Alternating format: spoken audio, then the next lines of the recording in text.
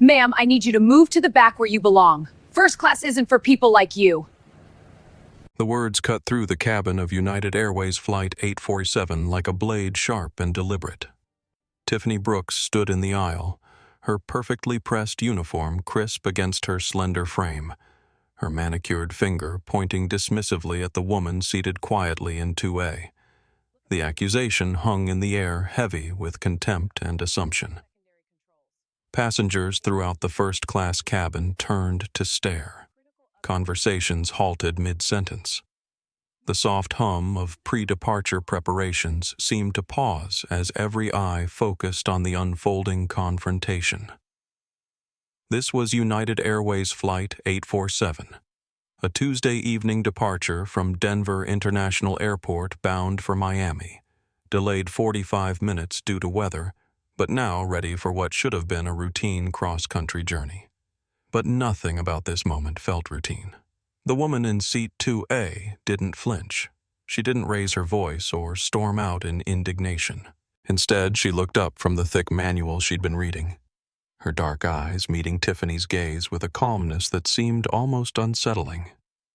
There was something in that look, something that suggested this wasn't the first time she'd faced this kind of treatment, and it wouldn't be the last. "I understand there might be some confusion," the woman said quietly, her voice carrying a subtle authority that didn't match her simple appearance.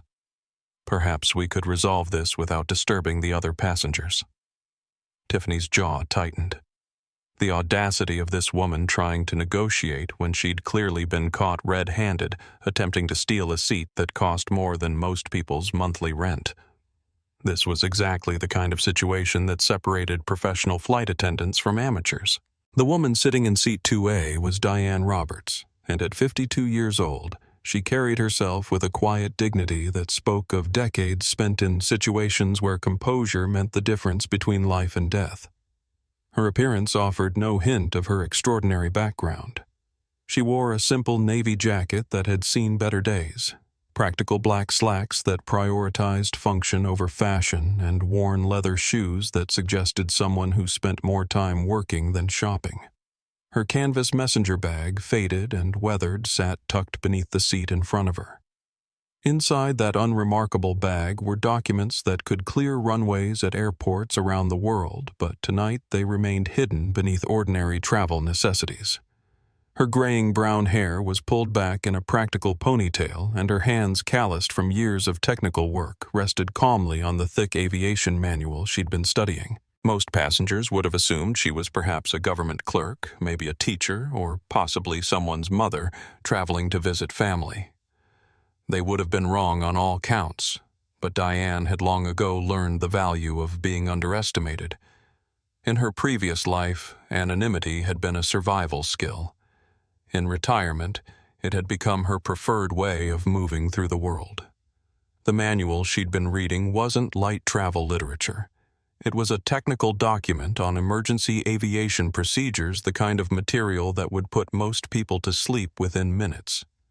But Diane read it with the focused attention of someone for whom such information wasn't academic theory, but practical knowledge that had once meant the difference between mission success and catastrophic failure. Her boarding pass, tucked into her jacket pocket, clearly showed seat 38C in the economy section. She had no business being in first class, at least not according to the ticket she'd purchased. But Diane Roberts had learned long ago that sometimes the rules that appeared to govern a situation weren't the only rules in play. She'd been watching the cabin crew since boarding, noting their procedures, their attention to detail, their treatment of different passengers. What she'd observed hadn't surprised her, but it had confirmed suspicions she'd hoped might prove unfounded. Some lessons, she reflected sadly, took longer to learn than others. As the confrontation developed around her, Diane found herself thinking not about the inconvenience of being moved to her assigned seat, but about the broader implications of what was happening. She'd spent her career in environments where split-second decisions could save or cost lives, where accurate assessment of people's capabilities was essential for mission success. The assumptions being made about her tonight were exactly the kind of thinking that got people killed in the field. But this wasn't the field, and these weren't life or death stakes. This was just another evening flight, another opportunity for small-minded prejudice to reveal itself in ways that would be embarrassing for everyone involved once the truth came out. Diane glanced briefly toward the cockpit door, her protective instincts automatically assessing the professionalism and competence of the crew who would be responsible for everyone's safety during the flight. She hoped for everyone's sake that they were better at flying planes than they were at treating passengers with basic human dignity. Tiffany Brooks had been a flight attendant with United Airways for 6 years, and in that time she'd developed what she considered a professional eye for trouble. At 28, she took pride in her ability to maintain order in the cabin to ensure that the premium experience promised to first-class passengers was delivered without disruption or compromise. Her blonde hair was pulled back in a regulation bun, her makeup applied with precision, and her uniform pressed to crisp perfection. She'd worked hard to earn her position on the premier routes, the flights that carried executives, celebrities, and other important passengers who expected and deserved the highest level of service. Protecting that exclusivity wasn't just part of her job description, it was a point of personal pride. She'd seen too many situations where passengers tried to game the upgrade system, sneaking into seats they hadn't paid for, hoping that crew members would be too busy or too polite to enforce the rules. In Tiffany's experience, these seat upgraders fell into predictable categories. There were the college students who hoped their youth and charm might earn them a free pass to better accommodations. There were the business travelers who acted entitled and hoped aggression might intimidate crew members into compliance. And then there were passengers like the woman in 2A who seemed to think that quiet confidence could substitute for a valid ticket. Tiffany had dealt with all these types before, and she'd developed strategies for handling each one. The key was to be firm but professional, to make it clear that rules existed for a reason and wouldn't be bent simply because someone hoped they might be. She'd received commendations from supervisors for her attention to detail and her commitment to maintaining cabin standards. Her approach to passenger relations was shaped by training that emphasized the importance of recognizing potential security threats and unauthorized access attempts. She'd been taught to trust her instincts about passengers who seemed out of place, who didn't fit the profile of typical first-class travelers. The woman in 2A hit every marker on that mental checklist.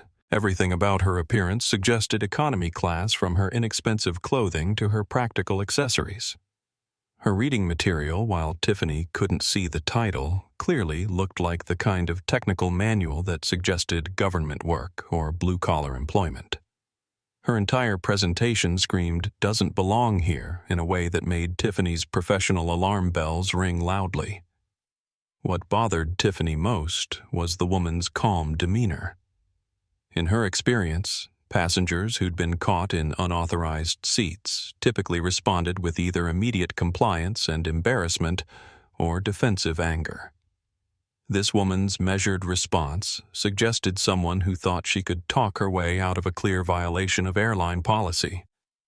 Tiffany had no intention of letting that happen. Maintaining the integrity of the first-class experience meant enforcing boundaries, and that's exactly what she intended to do.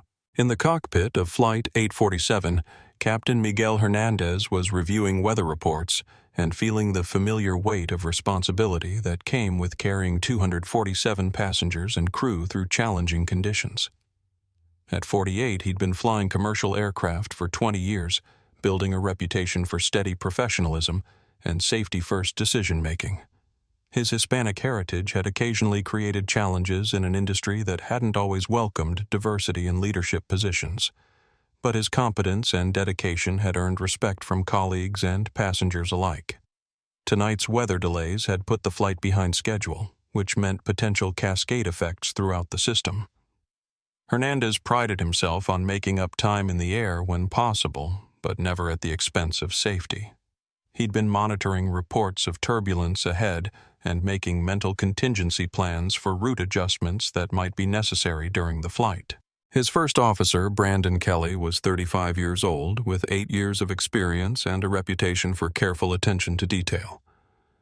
Kelly approached every flight with the kind of by-the-book precision that mly him an ideal partner for a captain like Hernandez who valued thoroughness over shortcuts. Kelly was currently working through pre-flight checks with methodical efficiency, noting minor instrument variations that probably meant nothing but deserved monitoring. In the passenger cabin, the confrontation developing in first class had caught the attention of several travelers. Dr. Patricia Reynolds, a 45-year-old cardiologist from Denver, sat in seat 1B, with her husband watching the situation unfold with growing interest. Dr. Reynolds had built her medical practice around attention to detail and adherence to proper procedures, qualities that made her sympathetic to crew members trying to maintain order and standards. Marcus Sullivan occupied seat 3A, his expensive Italian suit and platinum watch marking him as someone accustomed to first-class accommodations and the exclusivity they represented. At 58, Sullivan had built a successful consulting business, partly by understanding the importance of maintaining boundaries and ensuring that people stayed in their appropriate places within organizational hierarchies. The situation developing in front of him struck him as exactly the kind of boundary testing that needed to be addressed firmly and immediately. Elena Vasquez, a 34-year-old travel blogger from San Antonio, was seated in 4C with her laptop open preparing to document her flight experience for her social media followers. Elena had built her online presence around authentic travel experiences and honest reviews of airline service, including both positive and negative aspects of customer treatment. What she was witnessing tonight struck her as potentially significant, the kind of situation that might deserve broader attention. Each of these passengers brought their own perspectives and prejudices to the unfolding situation, their responses shaped by personal experiences and assumptions about how the world should work. United Airways Flight 847 was a Boeing 777 configured for long-haul domestic routes with 32 first-class seats, 48 business-class seats, and over 200 economy seats stretching back through the main cabin. The first-class section featured wide leather seats with generous legroom premium meal service and an atmosphere of quiet exclusivity that justified the significant price premium over economy accommodations. The cabin lighting was dimmed to evening settings, creating pools of warm light around individual seats, while maintaining the subdued ambiance that first-class passengers expected. The air carried the subtle sense of leather upholstery and the premium meals being prepared in the galley, along with the faint underlying smell of jet fuel and recycled air that marked every commercial flight. Outside the windows, Denver International Airport stretched across the Colorado landscape, its distinctive peaked terminal buildings visible in the distance. The weather that had delayed their departure was moving east, leaving behind clear skies that promised a smooth initial climb but potentially challenging conditions later in the flight as they crossed into areas still affected by the storm system. The passenger manifest showed a typical Tuesday evening mix of business travelers heading home from meetings, families visiting relatives, and individuals whose travel purposes remained known only to themselves. The first-class cabin tended to attract passengers who valued privacy and discretion, creating an environment where personal interactions were minimized and individual space was respected. Tonight's atmosphere, however, was charged with tension that went beyond normal pre-departure preparations. The weather delays had left passengers irritable, and crew members stressed about schedule pressures. Gate agents had dealt with frustrated travelers demanding upgrades or compensation for the inconvenience, creating a ripple effect of negativity that followed passengers onto the aircraft. The confrontation developing in Seat 2A was drawing attention throughout the cabin, creating the kind of public spectacle that most passengers preferred to avoid when traveling. But human nature being what it was, few could resist watching a situation that seemed to confirm their own assumptions about airline travel passenger behavior and social boundaries. Before we dive deeper into this story, tell me where you're watching from today. Drop your city in the comments below. And if you've ever been judged by your appearance before people knew who you really were, this story is going to hit close to home. Make sure you're subscribed because what happens next will change how you think about making assumptions about strangers. "Excuse me," Tiffany said, moving closer to seat 2A with what she considered her most professional smile, though the expression didn't reach her eyes. "I need to see your boarding pass immediately, please." The request carried the weight of authority delivered in the tone that Tiffany had perfected for dealing with passengers who needed to understand that airline policies weren't suggestions to be negotiated. She stood in the aisle with perfect posture, her hands clasped behind her back, projecting the kind of confidence that came from 6 years of dealing with every type of passenger behavior imaginable. Diane Roberts looked up from her manual meeting, Tiffany's gaze with steady composure. There was no surprise in her expression, no indication that the request was unexpected. Instead, she reached into her jacket pocket with deliberate calm and produced a standard United Airways boarding pass. "Of course," Diane said quietly, extending the document without hesitation. Tiffany took the boarding pass and examined it with theatrical thoroughness, though the relevant information was immediately obvious. United Airways Flight 847, Seat 38C Economy Class. The evidence was exactly what she'd expected to find, confirmation of what her professional instincts had told her from the moment she'd noticed the woman sitting where she didn't belong. "I thought so," Tiffany said, her voice gaining confidence as she realized that several first-class passengers had begun paying attention to the confrontation. This was exactly the kind of teachable moment that demonstrated the value of vigilant crew members who weren't afraid to enforce standards. "Ma'am, you're clearly in the wrong section. Your assigned seat is in the back of the aircraft, row 38. The phrase "back of the aircraft" was delivered with particular emphasis, designed to make clear the social and economic distance between where the woman was sitting and where she belonged.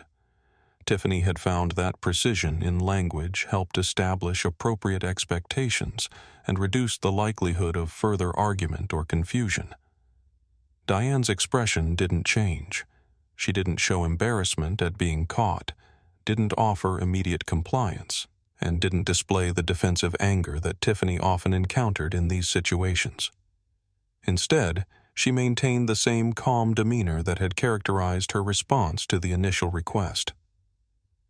"I understand the confusion," Diane said, her voice maintaining the same measured tone. "There was a last-minute seating change arranged through the gate. Perhaps you could check with Captain Hernandez about the adjustment." The suggestion landed like a challenge in the increasingly tense atmosphere of the first-class cabin.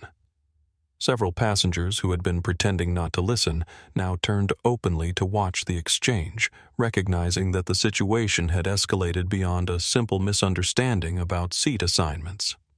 Tiffany felt her professional demeanor crack slightly.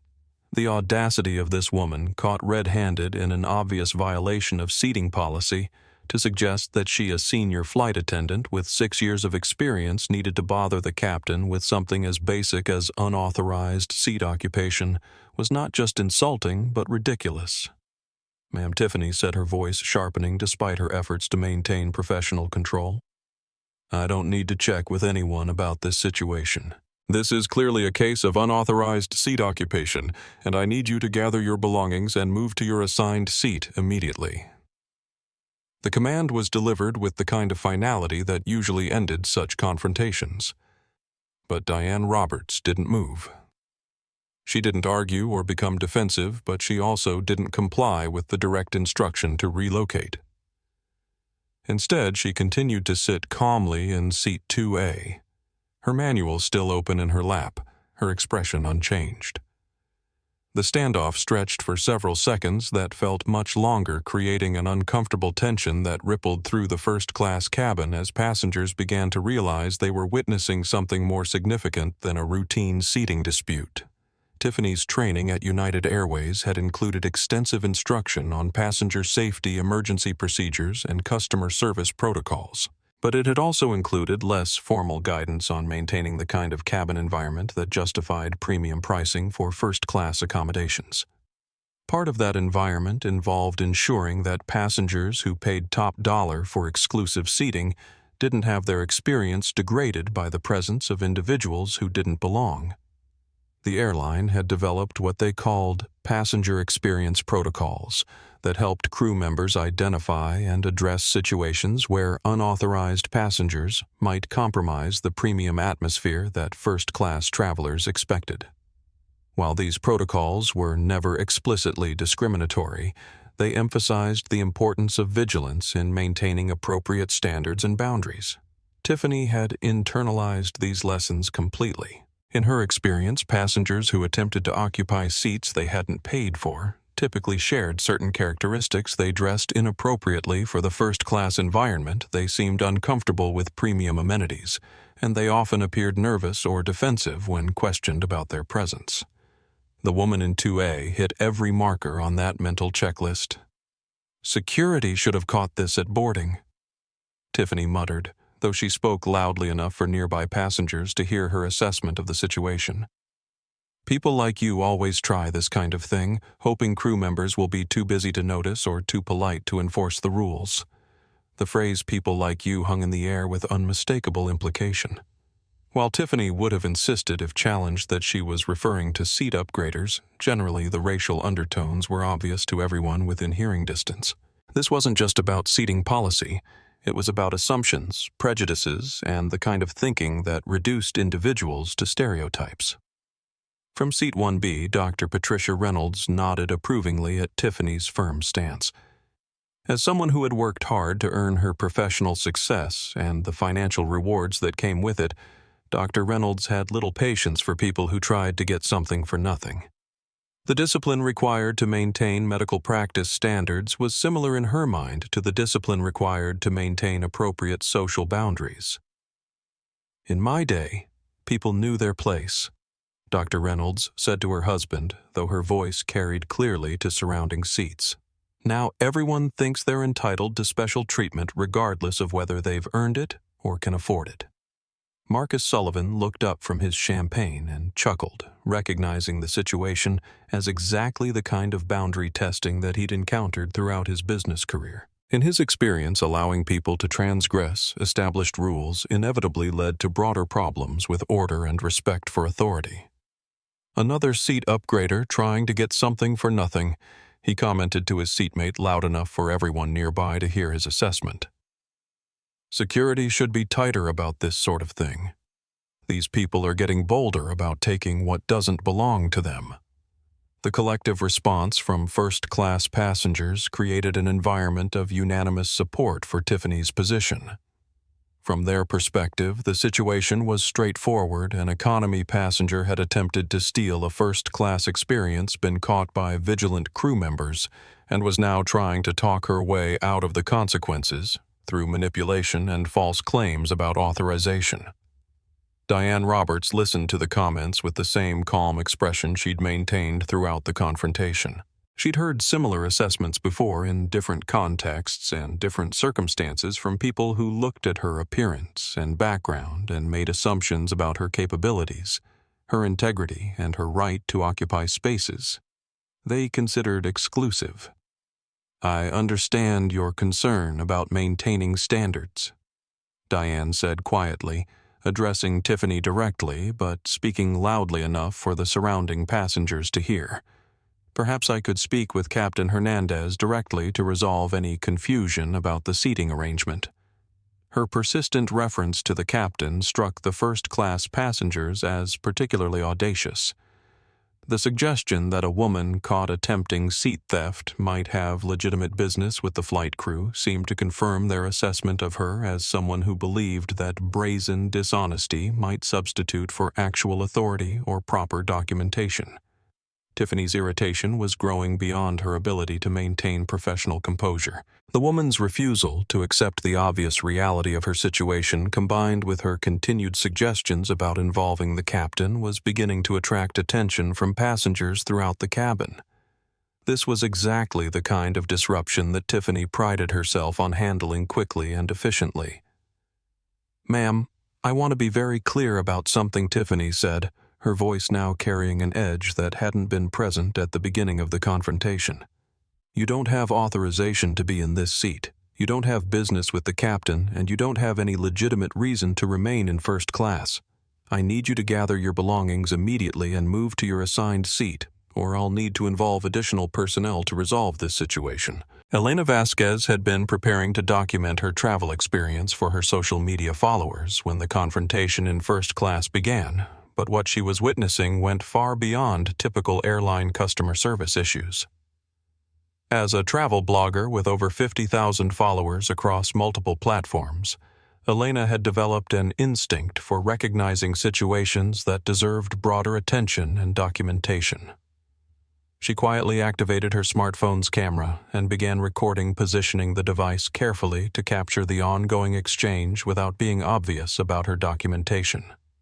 Her years of creating travel content had taught her how to be discreet while still gathering compelling material, and the situation developing in front of her had all the elements of content that would resonate powerfully with her audience. "This is unbelievable," Elena whispered to herself as she began live streaming the confrontation to her Instagram followers. "We're watching blatant discrimination happen in real time on United Airways Flight 847. A woman is being forced out of first class based purely on assumptions about her appearance." The live stream notification drew immediate attention from her followers, and comments began appearing almost instantly. Viewers were outraged by what they were witnessing, with many sharing similar experiences of being judged or discriminated against based on their appearance or background. Others defended the flight attendant's position, arguing that airline policies existed for valid reasons and needed to be enforced consistently. Elena quickly switched to Twitter and created a hashtag #UnitedShame. Within minutes, the hashtag began trending as her followers shared the content and added their own commentary about airline discrimination and the treatment of passengers based on racial and economic assumptions. "I've been traveling for work for over 10 years. Elena narrated quietly for her live stream audience, "and I've never seen anything this blatant. This woman has been completely calm and respectful, but she's being treated like a criminal because the flight attendant doesn't think she belongs in first class." The response from her social media audience was immediate and intense. Comments poured in from viewers around the world sharing their own experiences with airline discrimination and expressing outrage at what they were witnessing. Many viewers began tagging major news outlets and civil rights organizations, demanding broader coverage of the incident. Elena's documentation was thorough and professional. Her background in travel journalism had taught her the importance of capturing not just the central conflict, but also the reactions of bystanders and the broader context of the situation. She made sure to record the comments from Dr. Reynolds and Marcus Sullivan, recognizing that their support for the discriminatory treatment added important layers to the story. "You can see other first-class passengers openly supporting this discrimination," Elena narrated for her audience. "They're making comments about people like you and knowing your place that make the racial dynamic absolutely clear. This isn't just about seating policy, this is about prejudice and assumptions." The live stream viewer count was climbing rapidly as Elena's followers shared the content across multiple platforms. United Shame was beginning to appear alongside other hashtags related to airline discrimination and civil rights, creating a broader conversation about the treatment of minority passengers in premium travel environments.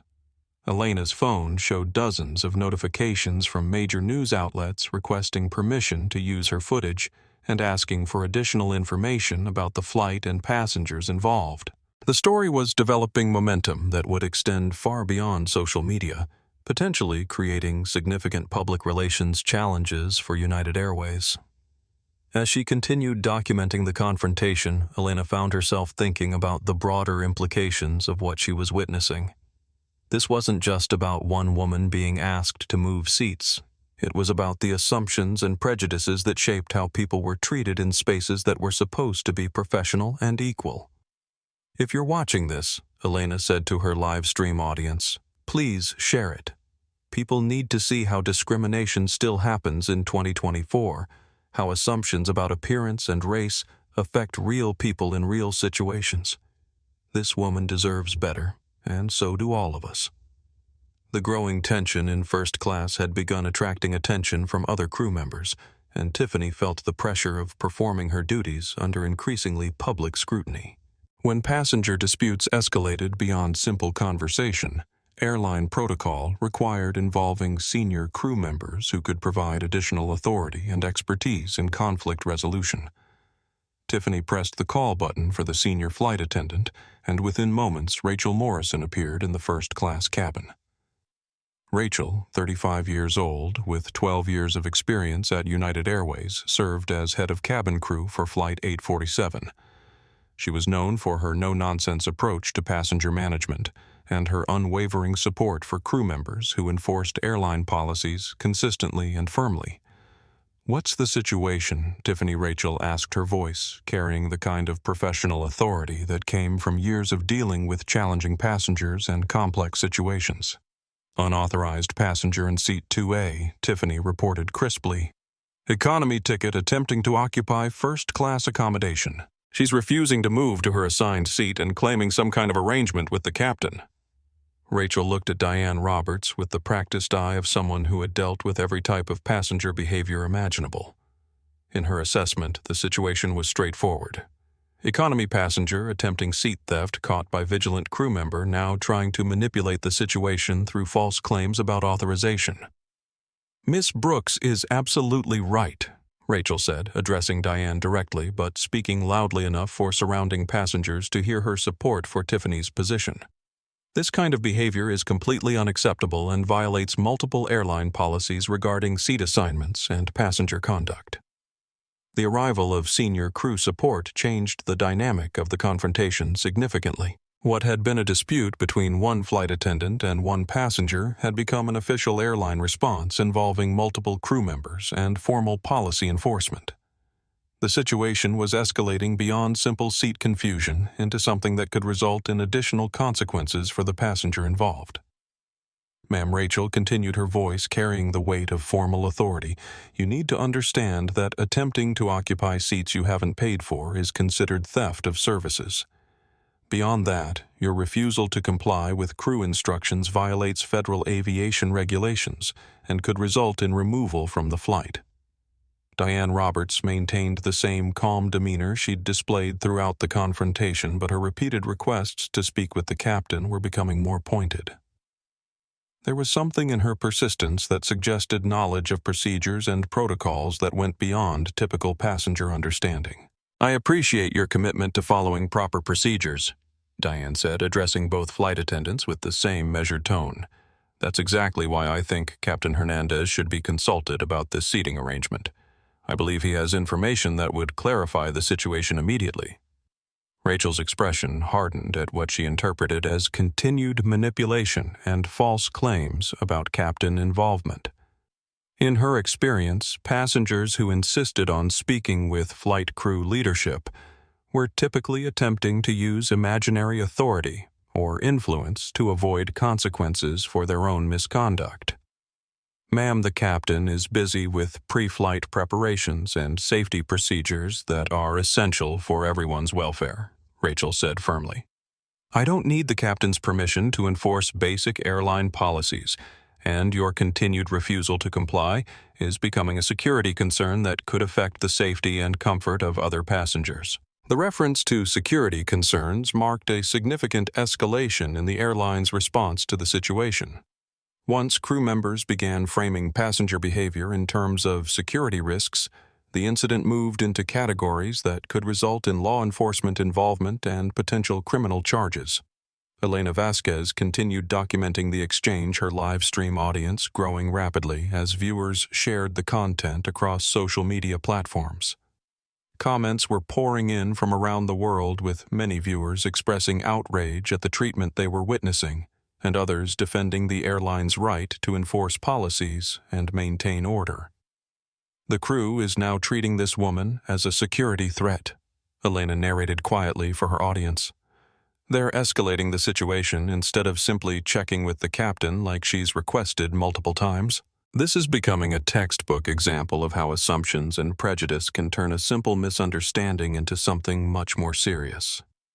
The hashtag #UnitedShame was trending nationally now, with thousands of users sharing the story and adding their own commentary about airline discrimination and passenger treatment. News outlets were beginning to pick up the story, requesting interviews and additional information about the developing situation. Have you ever stood up for someone being mistreated? Drop a comment because this story gets more intense, and what happens next will challenge everything you think you know about judging people by their appearance. The atmosphere in first class had become charged with tension as the confrontation reached a decision point. Rachel Morrison's declaration that Diane Roberts represented a potential security concern had transformed what began as a seating dispute into an official airline incident requiring immediate resolution. The weight of formal procedures and policy enforcement now hung over the situation like storm clouds. "Ma'am, I'm going to need you to gather your belongings immediately," Rachel said, her voice carrying the finality of someone who had exhausted patience and was now moving to enforcement mode. "Your continued refusal to comply with seating assignments and crew instructions has created a situation that affects the safety and comfort of other passengers." Diane Roberts closed her aviation manual with deliberate calm, her movements precise and unhurried despite the escalating pressure around her. She reached beneath the seat to retrieve her canvas messenger bag, handling her possessions with the same measured composure she'd maintained throughout the confrontation. There was something almost ceremonial about her compliance, as if she was participating in a ritual whose outcome was predetermined, but whose completion required her cooperation. Patricia Reynolds watched the removal process with visible satisfaction, nodding approvingly at what she saw as proper enforcement of standards and boundaries. Finally, she said to her husband, though her voice was loud enough for surrounding passengers to hear, "Someone with backbone to maintain the exclusivity that first-class passengers pay for. This is exactly the kind of firm response that keeps airlines professional." Marcus Sullivan had his smartphone out now, taking photos and video of the woman being forced to gather her belongings. "This will make great social media content," he murmured to his seatmate. "Perfect example of what happens when people try to take what they haven't earned. Maybe this will discourage others from attempting similar fraud." His documentation of the incident, which he intended as evidence of proper policy enforcement, was being captured simultaneously by Elena Vasquez for a very different purpose. The contrast between his satisfied recording and Elena's increasingly outraged commentary created parallel narratives of the same event that would soon diverge dramatically across social media platforms. As Diane stood to leave seat 2A, she paused for a moment and looked directly at Rachel Morrison. "I want to make sure I understand the situation correctly," she said quietly. "You're moving me from this seat without consulting Captain Hernandez despite my repeated requests for that consultation?" Her question was delivered without anger or accusation, but something in her tone suggested that the answer would have significance beyond the immediate conflict. There was a quality to her voice that hadn't been present earlier, a subtle shift toward something that sounded almost like professional assessment rather than personal inconvenience. "Ma'am, as I've explained multiple times, the captain doesn't need to be involved in routine passenger seating disputes," Rachel replied, her voice showing strain from the extended confrontation. "Your ticket clearly shows seat 38C, and that's where you belong. This situation has gone on far longer than it should have." Diane nodded once, as if the response had confirmed something she needed to understand. She shouldered her messenger bag and moved into the aisle, beginning the walk toward the economy section that would take her through the full length of the aircraft. But as she passed each row, something in her bearing suggested this wasn't a woman who was accustomed to being dismissed or relocated. Passengers throughout the cabin watched her progress with varying expressions of curiosity, satisfaction, and discomfort. Some seemed pleased to see airline policies being enforced firmly, while others appeared uncomfortable with the public nature of the confrontation and its obvious racial undertones. The division of opinion created an undercurrent of tension that extended far beyond first class. Elena Vasquez continued her live documentation, narrating the forced removal for her growing online audience. "This dignified woman is being forced to walk the length of the aircraft because flight attendants made assumptions about her appearance and refused to check her story with the captain. The humiliation is intentional and unnecessary." The walk to seat 38C took several minutes, during which Diane maintained the same calm composure that had characterized her response throughout the confrontation. She didn't show embarrassment or anger, didn't pause to argue with passengers who made comments, and didn't display any of the defensive behavior that might have been expected from someone being publicly humiliated. Instead, she moved through the cabin with what could only be described as quiet authority, her posture and bearing, suggesting someone who was participating in this process by choice rather than compulsion. There was something almost protective in the way she glanced occasionally toward the cockpit area, as if her concern extended beyond personal convenience to broader issues of safety and professionalism. When she finally reached row 38, Diane Roberts settled into seat 38C with the same composed dignity she'd displayed throughout the incident. But instead of opening a book or magazine like a typical passenger, she immediately began listening intently to the changing sounds of the aircraft engines, her attention focused on technical details that most passengers would never notice or understand. Elena Vasquez's live stream had exploded across social media platforms, with viral intensity that surprised even her experienced understanding of online engagement. What had started as documentation for her travel blog followers had become a real-time civil rights incident being witnessed by hundreds of thousands of viewers around the world. Her Instagram live stream was showing 45,000 active viewers and climbing rapidly, with comments appearing faster than she could read them. The audience was global, spanning multiple time zones and representing diverse perspectives on airline discrimination, passenger rights, and racial justice. The engagement numbers were unlike anything she'd experienced in her years of travel blogging. "I've been documenting travel experiences for over 8 years," Elena narrated quietly for her audience, "and I've never seen anything like this. We just watched a woman be humiliated and forced to move based purely on assumptions about her appearance and race. This is 2024, and this is happening on a major American airline." The hashtag #UnitedShame had exploded beyond trending status to become a global conversation about airline discrimination. Twitter was showing over 100,000 posts using the hashtag, with major civil rights organizations, celebrities, and news outlets beginning to engage with the content. The story was developing momentum that extended far beyond Elena's original documentation. Comments on her live stream revealed the deep personal impact the incident was having on viewers around the world. "I've been treated exactly like this," wrote one commenter. "The assumptions, the dismissive attitude, the refusal to listen. Thank you for documenting this." Another viewer added, "My grandmother always dressed simply when she traveled, even though she was successful. People treated her like this constantly." News outlets were requesting permission to use Elena's footage, with CNN, NBC, and ABC all reaching out within minutes of each other. Local news stations in Denver and Miami were asking for interviews, and civil rights organizations were requesting copies of the documentation for potential legal proceedings. The story was developing institutional momentum that would extend far beyond social media engagement. Elena's Twitter notifications were showing hundreds of retweets and replies, with verified accounts from journalists, activists, and politicians beginning to amplify the story. Several verified accounts belonging to airline industry experts were analyzing the incident and questioning United Airways passenger treatment protocols and crew training procedures. The comment section was revealing the broader cultural divisions around issues of race, class, and fairness in customer service. While many viewers expressed outrage at the discrimination they'd witnessed, others defended the airline's right to enforce policies and maintain order. The debate was playing out in real time across multiple platforms, creating exactly the kind of viral controversy that could force institutional change.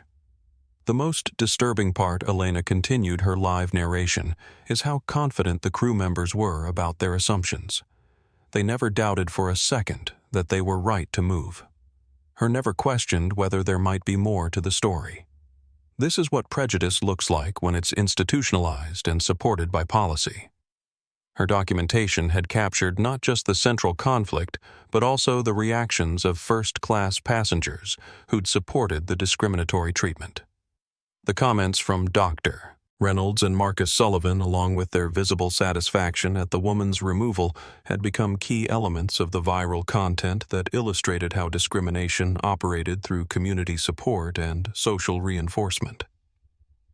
Major news organizations were beginning to publish initial reports based on Elena's social media documentation with headlines like "Passenger Forced from First Class on United Flight" and "Viral Video Shows Alleged Airline Discrimination" appearing on news websites and mobile apps. The story was transitioning from social media phenomenon to mainstream news coverage with remarkable speed. Elena's phone was showing dozens of missed calls and hundreds of text messages from followers, fellow bloggers, and news organizations seeking additional information or requesting interviews. The response was overwhelming, but she continued documenting because she recognized that the story was far from over. "If you're just joining us," Elena said, "for new viewers entering her live stream, we're on United Airways Flight 847, and we just witnessed a woman being forced out of first class based on racial assumptions by crew members. But here's what I'm thinking. Something tells me this story isn't finished. There was something about that woman's composure that suggested she wasn't just another passenger." The live stream had become a shared experience for viewers around the world who were witnessing discrimination in real time and demanding accountability from institutions that were supposed to serve all customers equally. The power of social media documentation was transforming what might have been an invisible injustice into a public reckoning that would demand answers and consequences. In the cockpit of Flight 847, Captain Miguel Hernandez was focused on pre-flight preparations and weather analysis, unaware that a significant passenger incident was developing in the cabin behind him. His attention was devoted to reviewing updated meteorological reports that showed shifting wind patterns and potential turbulence zones along their planned route to Miami. First Officer Brandon Kelly was working through routine equipment checks with his characteristic attention to detail, noting minor variations in instrument readings that probably indicated normal operational fluctuations but deserved monitoring throughout the flight. The delays had compressed their preparation timeline, but both pilots were committed to maintaining their safety standards regardless of schedule pressures. Weather radar is showing some interesting patterns developing over the Appalachians, Hernandez mentioned to Kelly as he reviewed the latest reports. "Nothing that should affect our route significantly, but we'll want to keep an eye on it as conditions develop during the flight." Kelly nodded, making notes on his flight planning documents. "I'm seeing some minor fluctuations in the hydraulic pressure readings. Probably nothing significant, but I'll monitor it during climb and cruise to make sure we're not developing any issues that could affect our control systems." Neither pilot was aware that the passenger seating situation behind them was being documented and broadcast live to a rapidly growing online audience.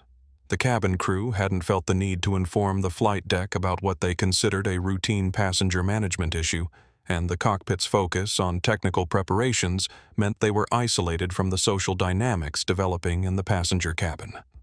Back in seat 38C, Diane Roberts was listening intently to the changing sounds of the aircraft engines as ground crew completed their final preparations.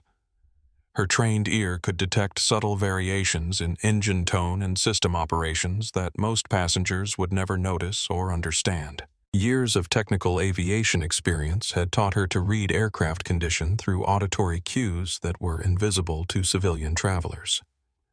She was also watching the cabin crew's procedures and timing, noting the efficiency and professionalism of their preparations, while mentally contrasting that competence with the assumptions and prejudices they'd displayed during her forced relocation.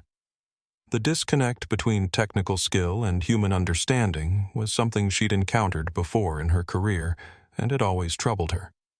Tiffany Brooks and Rachel Morrison were completing their pre-departure duties with satisfaction at having resolved what they considered a challenging passenger situation efficiently and professionally. Both flight attendants felt they'd demonstrated appropriate firmness in maintaining cabin standards and passenger safety, and they expected commendation from supervisors for their handling of the incident.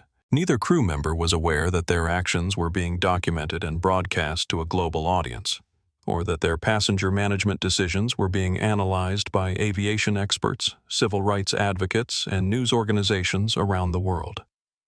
The viral documentation was creating accountability pressures that would soon extend far beyond their immediate supervisory structure. Dr. Patricia Reynolds and Marcus Sullivan were settling into their first-class accommodations with renewed appreciation for the exclusivity and standards they'd paid to enjoy. Both passengers felt that the crew's firm response to unauthorized seat occupation demonstrated the professionalism and attention to detail that justified premium pricing for first-class service. Marcus had posted his own video and photos of the incident to his personal social media accounts, presenting the situation as an example of proper policy enforcement and appropriate consequences for passenger misconduct. His content was being shared within his professional network as evidence of the kind of firm boundary maintenance that characterized successful organizations. Neither passenger realized that their comments and reactions were becoming central elements of a viral discrimination incident that was attracting national attention and criticism. The social media content they'd intended as support for airline policy enforcement was being interpreted very differently by audiences who saw their behavior as evidence of ingrained prejudice and social bias. Elena Vasquez continued monitoring the developing situation while maintaining her live stream documentation. Her audience was asking questions about the woman who'd been moved, noting her unusual composure and the specific way she'd requested consultation with the captain. Several viewers who claimed aviation expertise were suggesting that her behavior indicated knowledge of procedures that went beyond typical passenger understanding. The growing online attention was beginning to attract investigation from journalists and aviation experts who were analyzing the incident for broader implications about airline discrimination and passenger treatment protocols. The story was developing multiple layers that extended far beyond the immediate conflict over seating arrangements.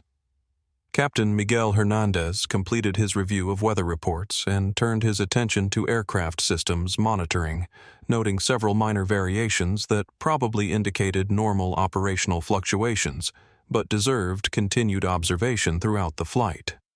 His 20 years of commercial aviation experience had taught him that small anomalies could sometimes develop into larger problems, making vigilant monitoring essential for passenger safety. "I'm seeing some interesting patterns in the engine monitoring systems," Hernandez mentioned to First Officer Kelly as he reviewed the latest diagnostic reports. "Probably nothing significant, but the left engine is showing slightly higher operating temperatures than normal. We should keep an eye on that as we move through different phases of flight." Kelly made notes on his monitoring checklist, adding the engine temperature variations to his list of items requiring ongoing attention during the flight. "I noticed that earlier during the systems check. It's still within normal operating parameters, but it's definitely worth watching in case it indicates developing issues with cooling systems or fuel flow." Both pilots were experienced enough to understand that modern aircraft systems were designed with multiple redundancies and safety margins that could accommodate minor system variations without compromising flight safety. However, their training emphasized the importance of early detection and monitoring of any changes that might indicate developing problems requiring intervention. In Seat 38C, Diane Roberts was conducting her own informal assessment of aircraft condition through careful attention to engine sound system operations and the subtle vibrations that indicated normal aircraft function. Her technical background gave her awareness of aviation systems that extended far beyond typical passenger knowledge, and she was noting several details that confirmed her own concerns about the flight conditions ahead. The engine temperature variations that Captain Hernandez had noted were subtle enough that most crew members wouldn't detect them, but Diane's trained ear could hear differences in engine tone that suggested minor inefficiencies in combustion or cooling systems. While not immediately dangerous, these variations could indicate developing problems that might require attention during flight. She was also listening to the sounds of hydraulic systems, electrical systems, and environmental controls, building a mental picture of aircraft condition that drew on decades of technical aviation experience. Her assessment suggested that while the aircraft was safe for flight, there were several minor issues that deserved monitoring and might require crew attention if they developed into larger problems. The weather reports that Hernandez was reviewing showed storm systems moving across their planned route with potential for turbulence and wind shear conditions that could stress aircraft systems and require pilot intervention beyond routine flight operations. The combination of minor technical variations and challenging weather conditions created scenarios that might demand expertise beyond standard commercial aviation procedures. Diane's military aviation background had included extensive training in emergency procedures, crisis management, and coordination between civilian and military aviation systems during complex situations. While she hoped that her experience wouldn't be needed during Flight 847, she was mentally reviewing procedures and protocols that might become relevant if conditions deteriorated beyond normal commercial aviation capabilities. The passenger incident that had forced her relocation from first class was troubling not just for its obvious discrimination, but because it had separated her from the cockpit area where she could provide immediate assistance if technical problems developed into crisis situations. Her presence in Seat 38C reduced her ability to communicate quickly with flight crew if her expertise became necessary for passenger safety. Elena Vasquez's live stream audience was asking questions about the woman's apparent aviation knowledge and her unusual behavior during the seating confrontation. Several viewers who claimed professional aviation experience were noting that her requests to speak with the captain and her calm response to crew commands suggested familiarity with aircraft procedures that went beyond typical passenger understanding. The developing online conversation was beginning to include speculation about the woman's background and qualifications, with some viewers suggesting that the crew might have made assumptions about someone whose expertise could be valuable during flight operations. This speculation was adding another layer to the viral story that extended beyond discrimination into questions about competence, respect, and institutional decision-making under pressure. Flight 847 had been climbing smoothly through 28,000 feet when the first indications of serious trouble appeared, with shocking suddenness. The left engine, which had been showing minor temperature variations during pre-flight checks, suddenly exploded in a cascade of metal fragments and burning fuel that sent massive shock waves through the aircraft structure. The Boeing 707 lurched violently to the left as chunks of engine cowling struck the wing and fuselage with tremendous force. Emergency lights bathed the passenger cabin in pulsing red illumination as oxygen masks deployed from overhead compartments throughout the aircraft. The familiar hum of normal flight operations was replaced instantly by the terrifying sounds of mechanical failure and structural stress. Captain Hernandez felt the aircraft shudder under the impact of engine fragments and immediately recognized that this wasn't a minor mechanical problem, but a catastrophic failure requiring immediate emergency response. His hands moved instinctively to flight controls as he fought to maintain aircraft stability and prevent the loss of left engine thrust from sending them into an uncontrollable roll. Mayday, Mayday, Mayday. Hernandez transmitted over the emergency frequency, his voice tight with professional control despite the severity of the situation. United 847, catastrophic left engine failure, declaring emergency and requesting immediate vectors to nearest suitable airport. We have structural damage and are experiencing control difficulties. In the passenger cabin, chaos erupted instantly as travelers realized that something had gone catastrophically wrong. Screaming and crying filled the air as the aircraft shuddered and bucked like a wounded animal fighting for survival. Passengers struggled with oxygen masks while trying to understand what was happening and whether they would survive the next few minutes. Flight attendant Tiffany Brooks, who moments before had been smugly enforcing seating protocols, now found herself gripping a galley bulkhead for support as she tried to help terrified passengers with emergency procedures. Her training had covered emergency situations, but the violence of the engine failure and the aircraft's unstable flight path were beyond anything she'd experienced or practiced. The first-class cabin, which had been an environment of quiet exclusivity just minutes earlier, was now filled with the same terror and confusion affecting the rest of the aircraft. Dr. Patricia Reynolds was fumbling with her oxygen mask while her husband tried to comfort her. Marcus Sullivan had dropped his smartphone and was gripping his armrests with white knuckles as the aircraft continued its sickening motion. Throughout the passenger cabin, people were praying, crying, and calling loved ones to say goodbye, believing that they were experiencing the final minutes of their lives. The emergency had transformed a routine commercial flight into a life-or-death crisis that would require extraordinary expertise and calm decision-making to survive. In the cockpit, First Officer Kelly was working frantically through emergency checklists while monitoring instrument readings that showed the full extent of their crisis. The explosion had caused more damage than initially apparent, affecting hydraulic systems and flight controls in ways that complicated their ability to maintain stable flight and execute emergency procedures. "We're losing hydraulic pressure in multiple systems," Kelly reported to Hernandez. His voice strained but professional. "I'm seeing indications of structural damage beyond the engine failure. We need to declare a full emergency and get priority handling for immediate landing." But in seat 38C, Diane Roberts remained strangely calm amid the chaos surrounding her. While other passengers panicked and crew members struggled with emergency procedures, she was methodically reviewing mental checklists and calculations that drew on decades of aviation experience, far beyond anything available to commercial airline operations. As passengers throughout the aircraft struggled with terror and confusion, Diane Roberts unbuckled her seatbelt and began moving forward through the chaos with the steady determination of someone who had trained extensively for exactly this type of crisis situation. Her movement through the panicked cabin was purposeful and unhurried, suggesting someone whose response to emergency situations was guided by training rather than instinct. Elena Vasquez, still documenting the flight despite her own fear, captured Diane's movement on her live stream.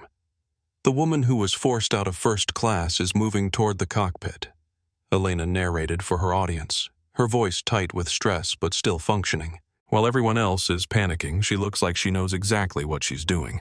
Flight attendant Rachel Morrison saw Diane approaching and shouted over the noise of screaming passengers and groaning aircraft structure. "Ma'am, return to your seat immediately. This is an emergency situation and all passengers must remain seated with seat belts fastened." But Diane didn't stop or acknowledge the command. Her focus was entirely directed toward the cockpit area, her expression showing the kind of professional concentration that suggested she was assessing technical details and emergency procedures rather than reacting emotionally to the crisis situation. Tiffany Brooks, struggling to maintain her balance in the unstable aircraft, also tried to intercept Diane's forward movement. "You can't go up there. The flight deck is restricted during emergency operations. Return to your seat immediately or face federal charges." The irony of the situation was lost on neither Diane nor the thousands of viewers watching Elena's live stream. The same crew members who had humiliated and dismissed her just minutes earlier were now trying to prevent her from reaching the area where her expertise might be most valuable for everyone's survival. Diane paused briefly and looked directly at Tiffany with an expression that combined professional assessment with something that might have been pity. "Sometimes," she said calmly, despite the chaos around them, "the people you think don't belong are exactly the people you need most." Her response carried weight that went beyond the immediate crisis, suggesting depths of experience and capability that the crew's assumptions had completely missed. But there was no time for extended conversation or detailed explanations. The aircraft was in immediate danger, and every second of delay reduced their chances of successful emergency response. As Diane continued toward the cockpit, she was mentally reviewing emergency procedures and protocols that extended far beyond standard commercial aviation training. Her background included coordination between civilian and military aviation systems during crisis situations, knowledge of emergency response capabilities that weren't typically available to commercial flights, and expertise in managing complex technical problems under extreme pressure. The engine failure had created multiple cascading problems that would require extraordinary coordination and expertise to resolve successfully.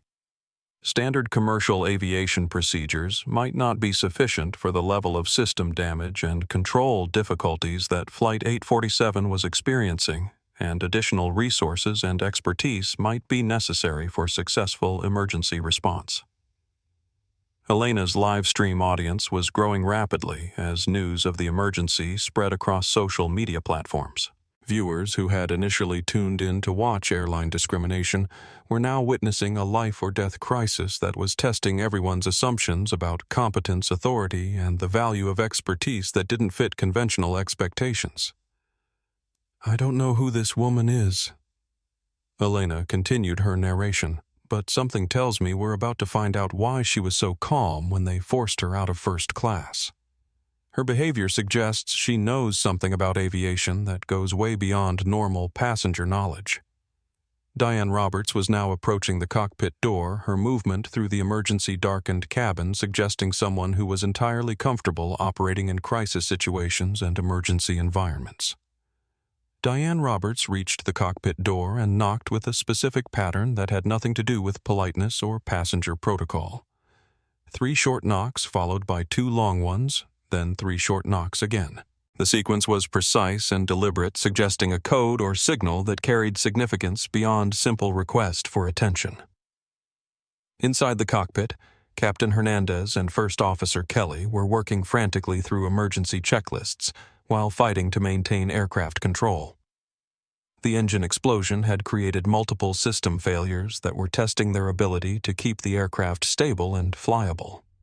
Both pilots were drawing on every aspect of their training and experience to manage a crisis that was approaching the limits of standard commercial aviation procedures. When the specific knock pattern reached them through the cockpit door, both pilots paused momentarily despite the urgency of their situation. The sequence was unmistakably military aviation code, a communication protocol used only by personnel with specific security clearances and emergency response authority. Captain Hernandez looked at Kelly with an expression of surprise and confusion. "That's not standard passenger communication," he said, his voice tight with the stress of managing multiple emergency procedures simultaneously. "That's military emergency protocol." How would a passenger know that Sequence Kelly was equally puzzled, but recognized that their current situation was beyond normal commercial aviation capabilities? The engine failure had damaged multiple systems in ways that might require expertise and resources beyond their standard emergency procedures. If there was additional qualified assistance available, they needed to access it immediately.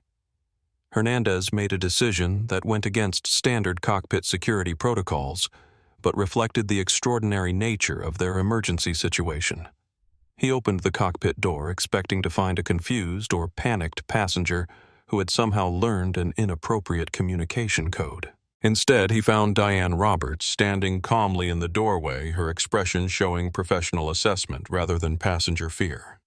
There was something in her bearing that suggested command experience and technical expertise qualities that didn't match her civilian appearance, but were immediately recognizable to experienced pilots. Captain Hernandez Diane said, her voice carrying authority that hadn't been present during her interactions with the cabin crew. "I'm Admiral Diane Roberts, United States Air Force, retired. I believe you could use some assistance with your current situation." The transformation in Captain Hernandez's expression was immediate and dramatic. Relief flooded his face as he realized that the woman his crew had treated as an unauthorized passenger was actually a senior military aviation officer whose expertise might be exactly what they needed to survive their current crisis. "Thank God," Hernandez breathed, stepping back to allow Diane access to the cockpit. "Admiral, we have catastrophic engine failure with multiple system damage. We're experiencing control difficulties and may be beyond standard commercial emergency procedures." Diane stepped into the cockpit with the same calm competence she'd displayed throughout the passenger cabin incident, but now her expertise was directed toward technical assessment and emergency response rather than enduring discrimination. Her eyes immediately went to instrument readings and system displays, her experience allowing rapid evaluation of their situation and available options. "I'll take command of emergency coordination," Diane said, her voice carrying the authority of someone accustomed to making life or death decisions under pressure. "Captain, continue flying the aircraft." "First Officer, I need a complete status report on all systems and damage assessment." The cockpit had transformed from a space of desperate crisis management to one of coordinated professional response, with Admiral Roberts bringing decades of military aviation experience to bear on problems that had been testing the limits of civilian commercial procedures.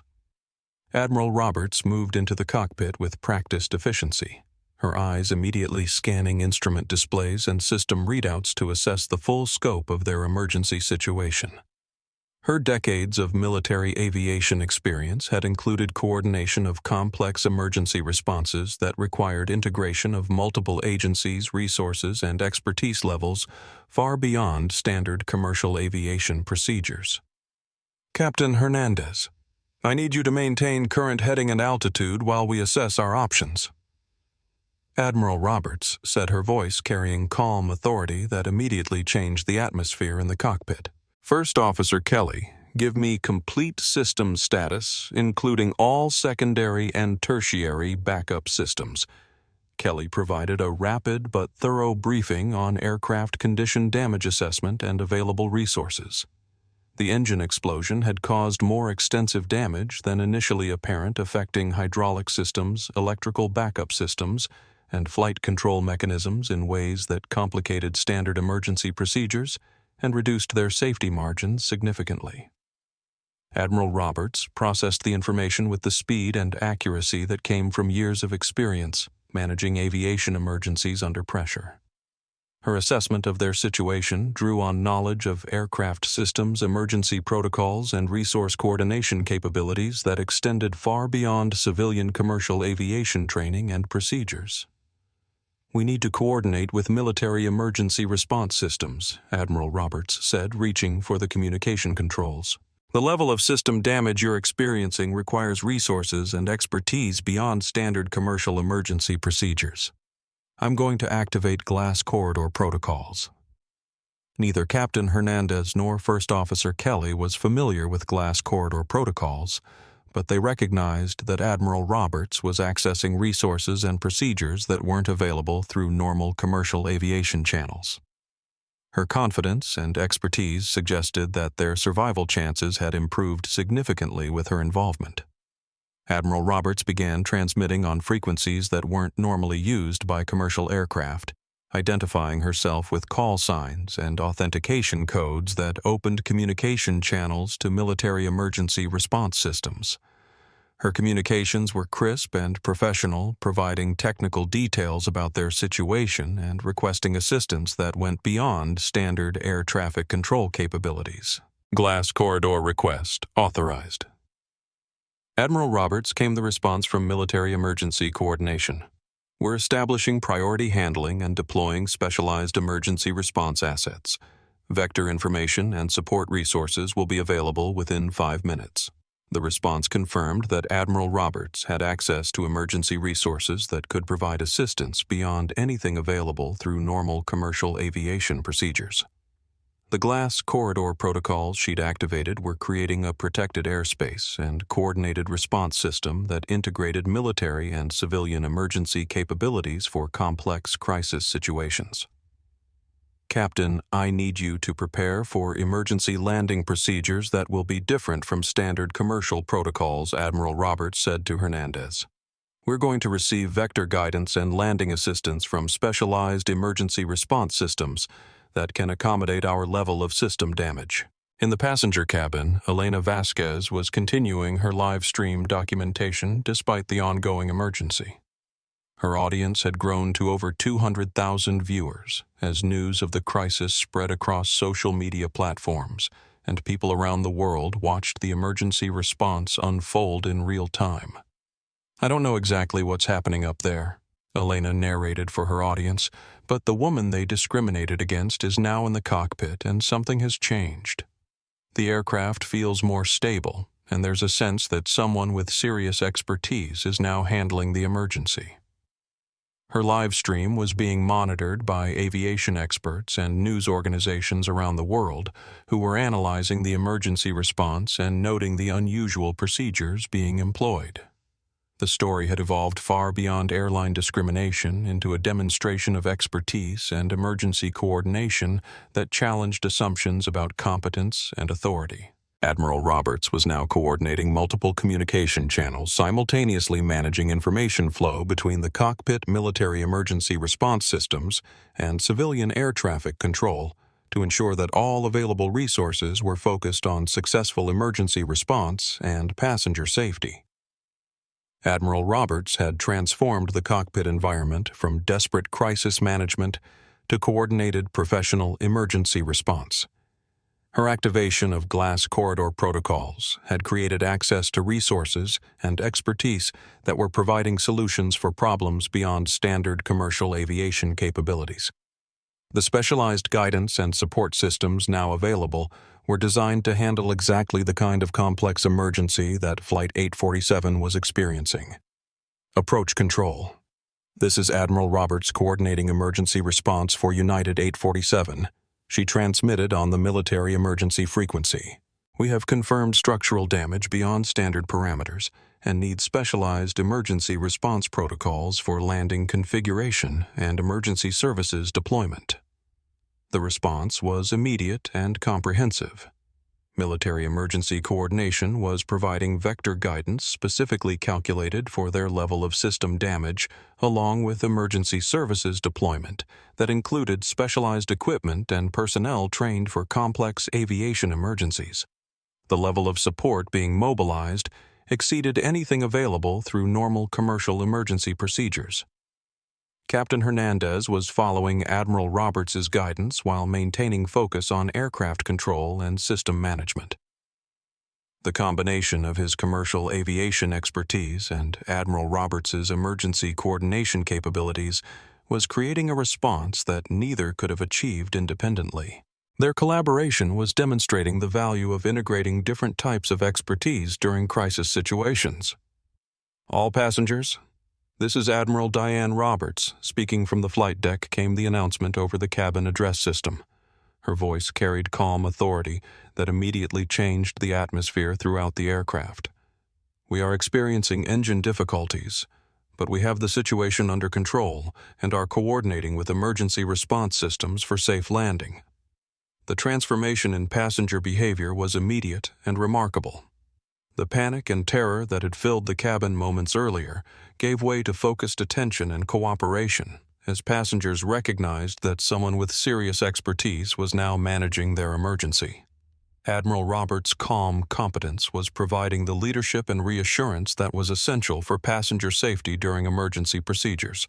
Elena Vasquez captured the change in cabin atmosphere for her live stream audience. "Everything has changed," she narrated. "The panic is gone. People are following emergency procedures, and there's a sense that we're going to survive this. The woman they tried to force out of first class is now saving everyone's lives." In first class, Dr. Patricia Reynolds and Marcus Sullivan were experiencing profound realization about their earlier assumptions and behavior. The woman they'd supported removing from premium seating was now revealed as someone whose expertise was essential for their survival. Their prejudices and assumptions had nearly prevented access to capabilities that were now saving their lives. The emergency landing sequence proceeded with precision that demonstrated the value of Admiral Roberts' coordination and expertise. The specialized guidance systems and emergency response protocols she'd activated were providing solutions for problems that had seemed insurmountable just minutes earlier. Flight 847 touched down at Denver International Airport with emergency services deployed and ready for immediate response. The landing was successful with all 247 passengers and crew safe, despite the catastrophic engine failure and system damage that had threatened their survival. Admiral Roberts' intervention and coordination had transformed what could have been a tragic accident into a demonstration of expertise, professionalism, and emergency response excellence. As the aircraft came to a stop and emergency evacuation procedures began, passengers throughout the cabin realized they owed their lives to the woman who had been discriminated against and dismissed just hours earlier. The contrast between their treatment of her and her response to their crisis would become central to the story that would soon transform airline industry practices and social awareness.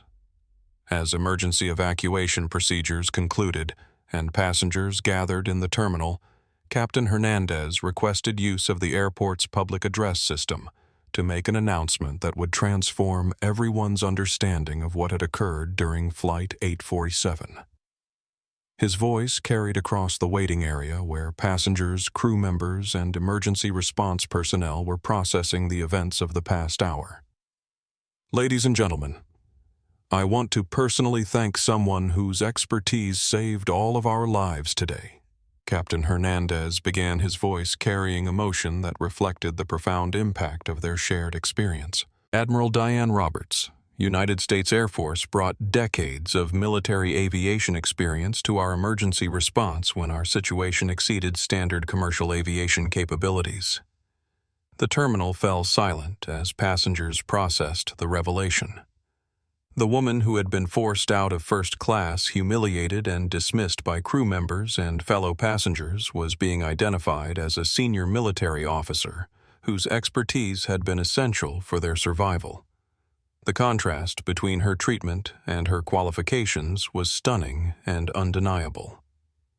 Admiral Roberts served 25 years in the United States Air Force, including command of air operations in Afghanistan. Captain Hernandez continued, "She is a recipient of the Silver Star for Valor in combat operations and is recognized as one of the nation's leading experts in aviation emergency procedures and crisis coordination." Elena Vasquez, who had documented the entire sequence of events from discrimination through emergency response, was providing live commentary for her audience as the full scope of the story became clear. Her live stream was now showing over 400,000 viewers as news of the emergency and dramatic revelation spread across social media platforms worldwide. Dr. Patricia Reynolds felt a crushing sense of shame as she realized the magnitude of her assumptions and prejudices. The woman she'd dismissed as someone who didn't know her place was actually someone whose service and sacrifice had earned the highest levels of recognition from the United States military. Her comments about entitlement and earning treatment were revealed as profound misunderstanding of merit and achievement. Marcus Sullivan was experiencing similar realization about his role in supporting discrimination against someone whose qualifications and service record exceeded anything in his own professional background. The social media content he'd posted celebrating her removal from first class now appeared as evidence of his own ignorance and prejudice rather than proper boundary enforcement. Admiral Roberts retired from active duty 18 months ago and currently works as a civilian consultant on aviation emergency procedures, Captain Hernandez explained. Her presence on Flight 847 was coincidental, but her expertise became essential when our emergency exceeded the capabilities of standard commercial aviation protocols. The revelation was creating profound impact beyond the immediate passengers and crew. Elena's live stream audience was sharing the content across multiple platforms, creating viral spread that was attracting attention from news organizations, civil rights groups, and government officials who recognized the broader implications of what had occurred. Admiral Roberts herself remained composed and professional throughout the revelation, accepting recognition with the same dignity she'd maintained during the discrimination incident. Her focus remained on ensuring that all passengers had received appropriate medical evaluation and support following the emergency, demonstrating the same commitment to service that had characterized her military career. The contrast between her treatment during boarding and her essential role during the emergency was creating powerful narrative about assumptions, prejudice, and the danger of judging people based on appearance rather than capability. The story was becoming a case study in discrimination and its potential consequences for institutional effectiveness and public safety. News organizations were beginning to request interviews and statements, recognizing that the incident raised significant questions about airline training, passenger treatment, and the broader implications of prejudice in service industries. The story was developing momentum that would extend far beyond social media into policy discussions and institutional reform. As passengers dispersed throughout the terminal and emergency procedures concluded, Admiral Roberts found herself face to face with the crew members who had treated her with such dismissive prejudice just hours earlier. Tiffany Brooks approached with visible trembling, her face pale with the realization of what she had done and who she had treated so poorly. "Admiral, I'm so sorry." Tiffany began, her voice shaking with emotion and fear. "I didn't know who you were. I made terrible assumptions, and I treated you badly when you deserved respect. I don't know how to apologize for what I did." Admiral Roberts looked at Tiffany with the same calm composure she'd maintained throughout both the discrimination incident and the emergency response. Her expression showed neither anger nor satisfaction, but rather the kind of professional assessment that evaluated behavior and its implications without personalizing the conflict. Miss Brooks, Admiral Roberts replied quietly, "You didn't need to know my military rank or background to treat me with basic human dignity. The problem isn't that you didn't recognize my qualifications. The problem is that you made assumptions about my worth based on my appearance and background." Her response carried weight that went far beyond personal criticism to address the broader issues of prejudice and assumption that had shaped the entire incident. Admiral Roberts was addressing not just individual behavior, but the thinking patterns and institutional culture that had supported and enabled discriminatory treatment. Rachel Morrison, the senior flight attendant who had backed Tiffany's discriminatory actions, was experiencing her own profound realization about the implications of her behavior. As head of cabin crew, she bore additional responsibility for the incident and its potential consequences for United Airways' reputation and legal standing. Admiral Roberts: "I want to accept full responsibility for this incident," Rachel said, her voice carrying the weight of someone who understood that her career was effectively over. "As senior crew member, I should have questioned our assumptions and investigated your requests to speak with the captain. My failure of judgment put passengers at risk and created a situation that was both morally wrong and potentially dangerous." The acknowledgement of danger was particularly significant because Admiral Roberts's forced removal from first class had separated her from the cockpit area where she could have provided immediate assistance when the emergency developed. The crew's discriminatory actions had potentially compromised passenger safety by limiting access to expertise that proved essential for survival. Elena Vasquez continued documenting the confrontation for her live stream audience, recognizing that these moments of accountability were as important as the initial discrimination for understanding the broader implications of the incident. Her audience was witnessing not just discrimination but its consequences and the process of institutional accountability. "What you're seeing here," Elena narrated for her viewers, "is what accountability looks like when assumptions and prejudice meet reality. These crew members are realizing that their discrimination wasn't just morally wrong but potentially dangerous for everyone on the aircraft." Other crew members who had witnessed the discrimination without intervening were also grappling with their own roles in the incident.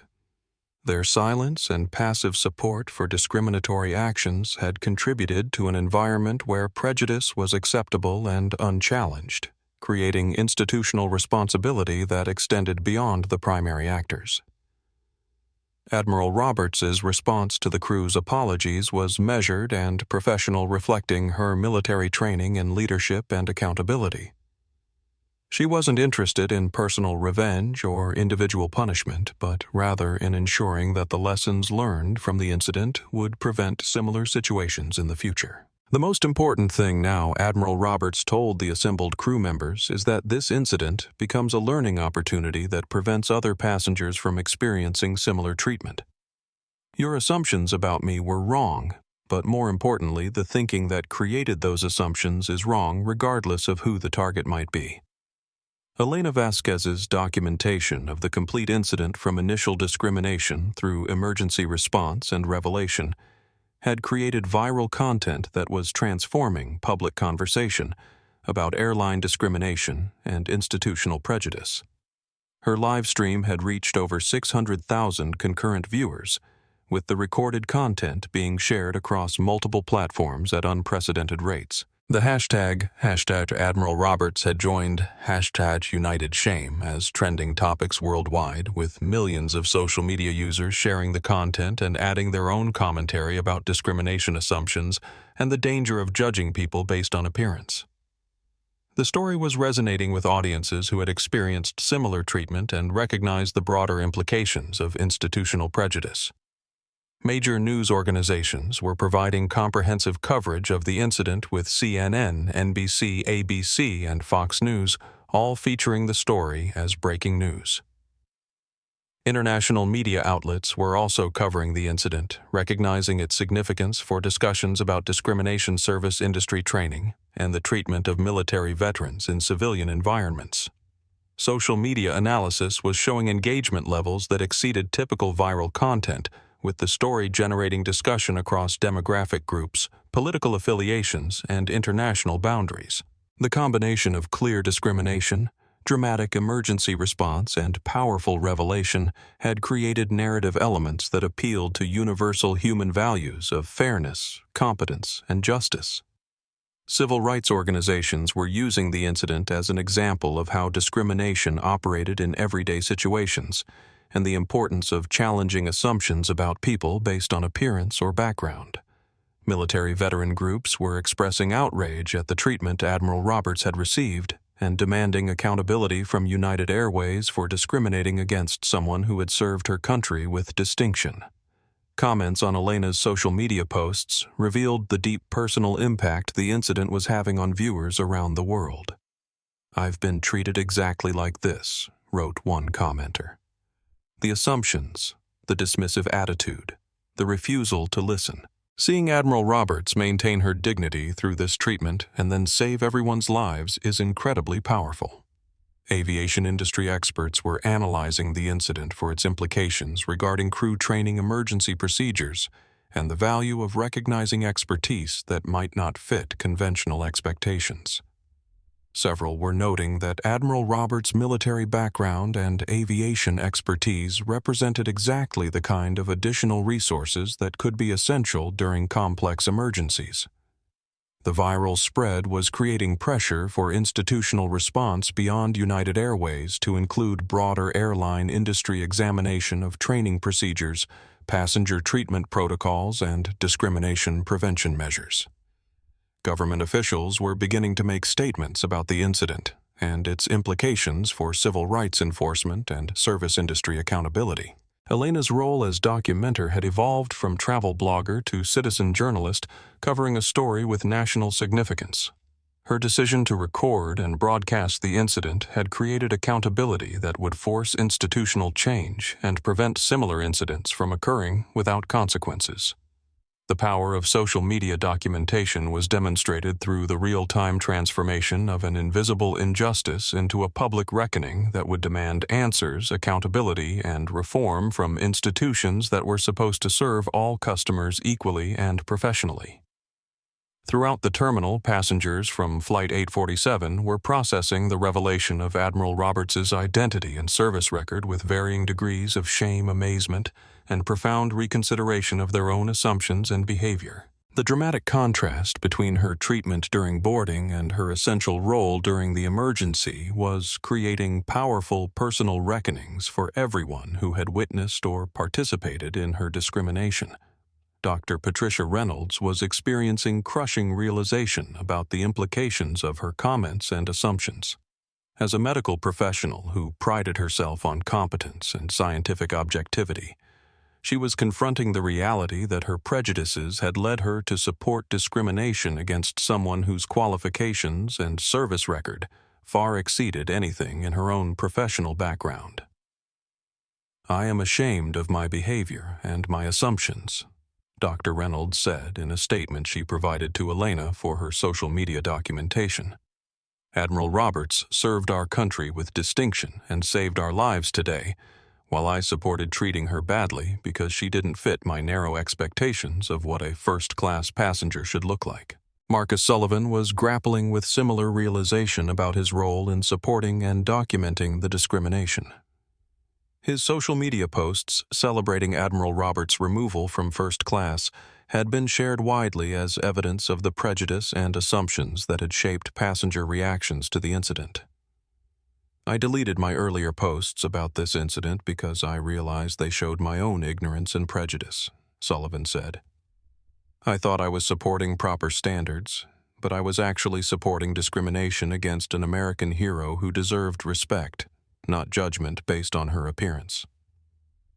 Elena Vasquez was documenting these passenger reactions as part of the broader story about accountability and learning from discriminatory behavior.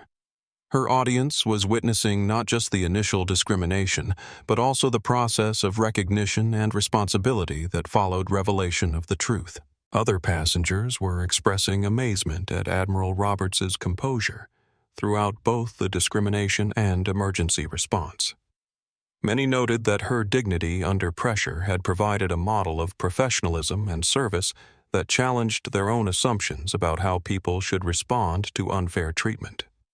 She maintained perfect composure when we treated her badly, and then she saved our lives without any sense of revenge or bitterness, said one passenger who had initially supported her removal from first class. Her response to discrimination showed the kind of character that explains why she was successful in military service. The revelation was also creating broader conversations among passengers about their own experiences with discrimination and assumptions based on appearance. Many were sharing stories of being judged unfairly and recognizing the connection between personal experience and the broader social issues illustrated by Admiral Roberts' treatment. Children who had been on the flight were asking their parents to explain what had happened and why the woman had been treated badly. These conversations were creating educational opportunities about fairness, prejudice, and the importance of treating everyone with respect, regardless of their appearance or background.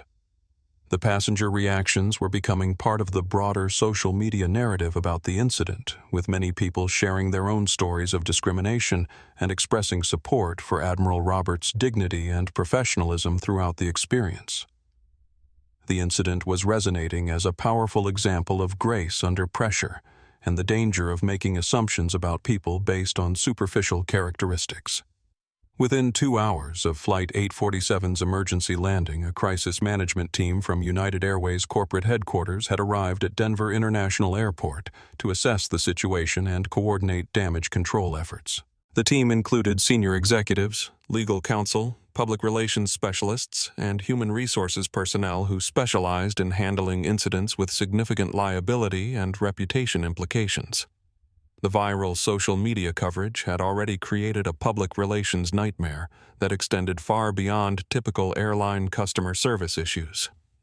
Elena Vasquez's documentation of the incident had been viewed millions of times across multiple platforms, with major news organizations providing continuous coverage of what was being described as one of the most dramatic examples of airline discrimination ever recorded.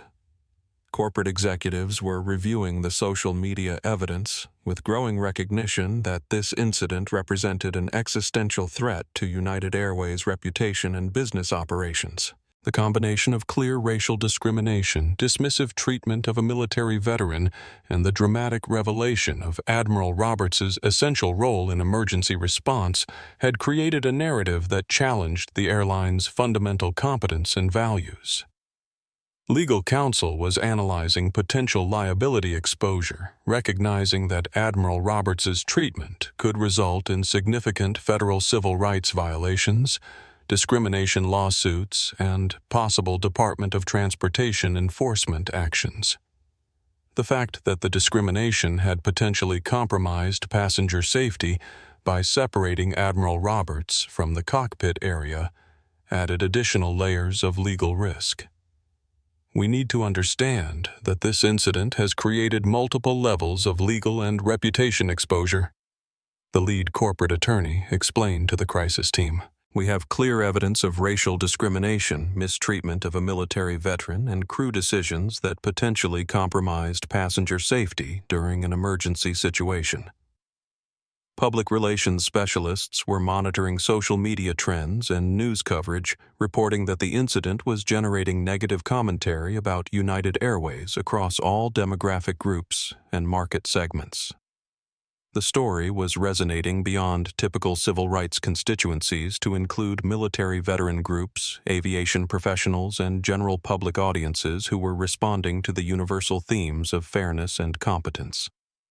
Human resources personnel were reviewing crew training records, employment histories, and previous incident reports for the employees involved in the discrimination. Their investigation was revealing patterns of passenger complaints and behavioral issues that suggested the incident wasn't an isolated occurrence, but rather part of broader problems with crew training and supervision.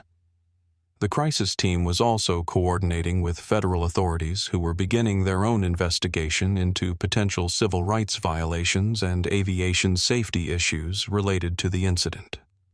The Department of Transportation and Federal Aviation Administration were both expressing concern about crew decision-making and its potential impact on emergency response capabilities. Airport security was providing crowd control as news media organizations, civil rights advocates, and curious members of the public gathered to observe the corporate response and seek statements from Admiral Roberts and other passengers. The incident had attracted national attention that required careful management to prevent additional public relations complications. The magnitude of the crisis was becoming clear to corporate leadership as they reviewed the evidence and assessed the potential consequences. This wasn't a situation that could be resolved through routine customer service recovery or standard public relations responses. The incident required fundamental examination of airline policies, training procedures, and corporate culture. The United Airways Crisis Management Team had completed their investigation and review of the incident within 6 hours of the emergency landing.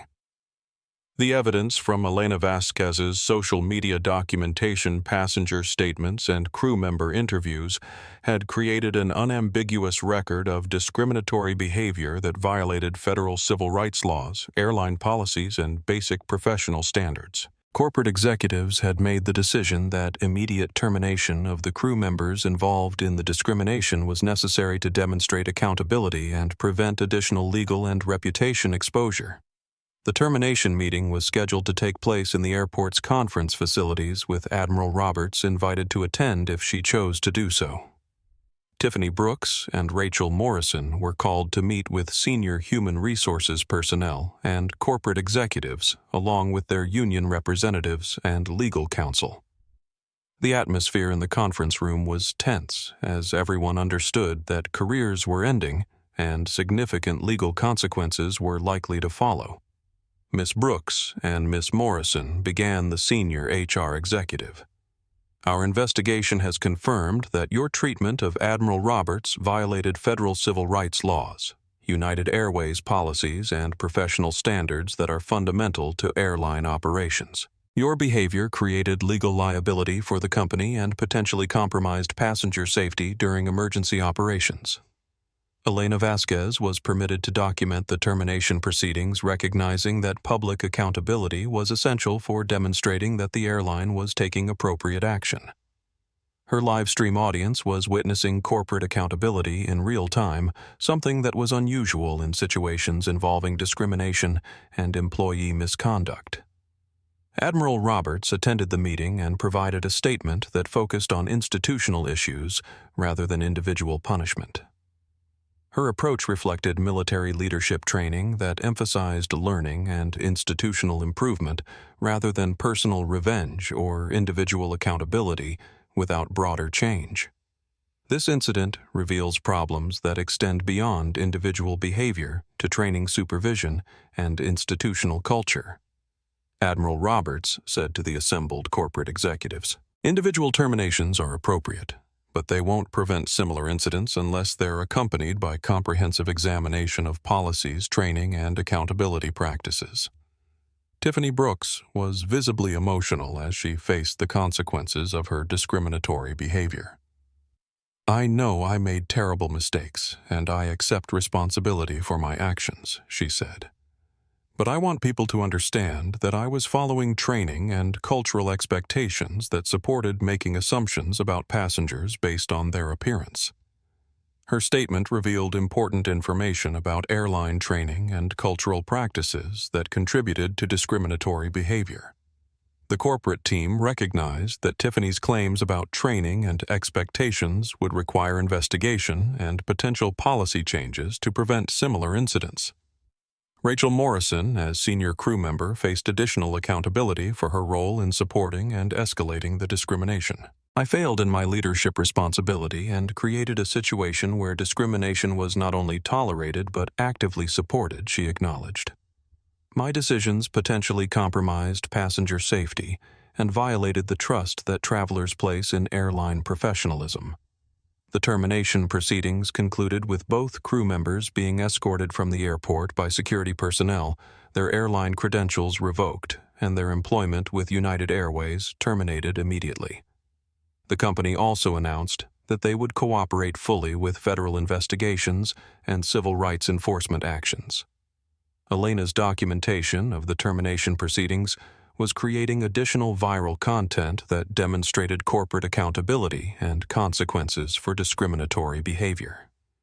Her audience was witnessing justice in real time, something that was often absent in cases of discrimination and prejudice. The terminations represented immediate justice, but Admiral Roberts's comments about broader institutional issues had identified the need for institutional changes that would extend far beyond individual accountability to comprehensive reform of airline training policies and culture. Admiral Diane Roberts agreed to provide a public statement about the incident, recognizing that her voice would carry significant weight in shaping public understanding of the discrimination and its broader implications for airline industry practices and social justice. Her statement was scheduled as a press conference at the airport, with major news organizations and social media representatives in attendance. Elena Vasquez positioned herself prominently to document Admiral Roberts's statement for her ongoing live stream coverage. Her audience had grown to over 800,000 viewers as news of the press conference spread across social media platforms, and people around the world tuned in to hear directly from the woman whose dignity and expertise had been so dramatically demonstrated. I want to begin by thanking Captain Hernandez, First Officer Kelly, and the emergency response personnel who worked together to ensure the safety of all passengers and crew during today's crisis. Admiral Roberts began. Her statement focused immediately on professional cooperation and shared responsibility rather than personal recognition or grievance about her treatment. The discrimination I experienced today was wrong, but it wasn't unique or unusual. Admiral Roberts continued. What made this incident significant was that it was documented and witnessed by people who were willing to speak truth about what they saw. Most discrimination happens without cameras or social media coverage affecting people who don't have military rank or public platforms to demand accountability. Her statement was acknowledging the broader context of discrimination while recognizing the specific circumstances that had made her experience visible and actionable. Admiral Roberts was using her platform to advocate for people whose similar experiences didn't receive attention or accountability. This incident isn't about me, Admiral Roberts said firmly. It's about the assumptions and prejudices that shape how institutions treat people based on appearance, background, and preconceived notions about who belongs in certain spaces. The crew members who discriminated against me aren't uniquely bad people. They were following thinking patterns and cultural expectations that exist throughout our society. The statement was notable for its focus on institutional rather than individual accountability. Admiral Roberts was using her military leadership background to address root causes rather than symptoms, recognizing that lasting change required examination of policies, training, and culture rather than simply punishing individuals. Military service taught me that effective organizations succeed by utilizing all available expertise and treating all personnel with respect, regardless of their background or appearance. Admiral Roberts explained. The same principles apply to civilian institutions that serve diverse populations. and need to access expertise that might not fit conventional expectations. News reporters were asking questions about her plans for legal action and her expectations for airline industry reform. Admiral Roberts's responses were measured and focused on prevention rather than punishment, consistent with her approach throughout the incident. "My goal isn't revenge or financial compensation," Admiral Roberts said in response to questions about lawsuits. "My goal is ensuring that other travelers don't experience similar discrimination and that institutions learn to recognize and value expertise regardless of how it's packaged." Her statement concluded with a challenge to viewers and institutions to examine their own assumptions and practices.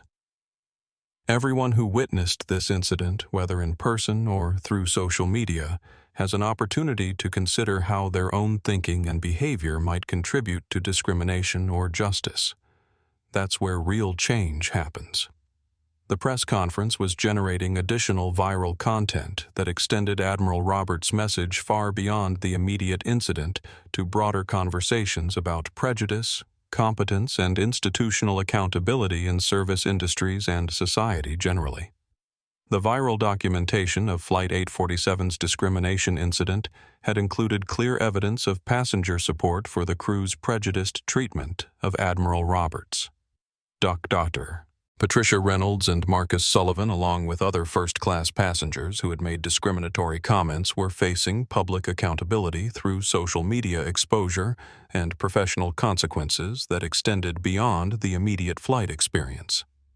Dr. Patricia Reynolds' medical practice was receiving calls and messages from patients and colleagues who had seen her discriminatory comments in Elena Vasquez's social media documentation. The medical community's response was particularly strong because healthcare professionals are held to high ethical standards regarding equal treatment and respect for all individuals, regardless of background. Dr. Reynolds' comments about people knowing their place are completely inconsistent with medical ethics and professional conduct, said a statement from the Colorado Medical Association. Healthcare providers must demonstrate respect for all individuals and cannot support discriminatory treatment based on appearance or assumptions about social status. Dr. Reynolds issued her own public apology, recognizing that her professional reputation and practice were at serious risk. "I am ashamed of my comments and behavior during the flight. My assumptions about Admiral Roberts were wrong and offensive, and they violated the ethical principles that should guide my professional and personal conduct." Marcus Sullivan was facing similar accountability through his corporate board and professional network. His social media posts celebrating Admiral Roberts's removal from first class had been widely shared as examples of workplace discrimination and prejudiced thinking that violated corporate diversity and inclusion policies. Mr. Sullivan's public support for discrimination against a military veteran is completely inconsistent with our company's values and professional standards, said a statement from his consulting firm's board of directors. "We are reviewing his status with the company and considering appropriate disciplinary action." Other passengers who had supported or remained silent during the discrimination were also grappling with public exposure and personal accountability. Elena's documentation had captured their faces and reactions, creating lasting evidence of their response to discrimination that would affect their reputations and relationships. The accountability was extending beyond individual consequences to broader conversations about bystander responsibility and complicity in discriminatory situations. Social media discussions were focusing on the obligation to speak up when witnessing discrimination and the moral implications of silent support for prejudiced behavior. Elena Vasquez was documenting these accountability measures as part of her ongoing coverage of the incident's broader implications. Her audience was witnessing how discrimination affected not just victims, but also perpetrators and bystanders who supported or enabled prejudiced treatment. "What we're seeing is accountability in action," Elena explained to her audience.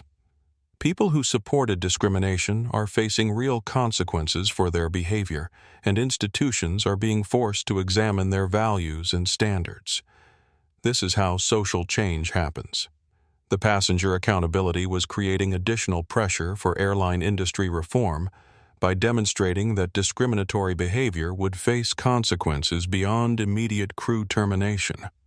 Passengers who supported or participated in discrimination were learning that their actions had lasting implications for their professional and personal reputations. Civil rights advocates were using the incident to illustrate how discrimination operated through community support and institutional complicity. The passenger accountability was demonstrating that challenging prejudice required confronting not just individual perpetrators, but also the social and cultural practices that supported and enabled discriminatory behavior. Within 48 hours of the Flight 847 incident, United Airways CEO announced a comprehensive policy overhaul designed to address the discrimination issues revealed by Admiral Roberts' treatment and prevent similar incidents from occurring in the future.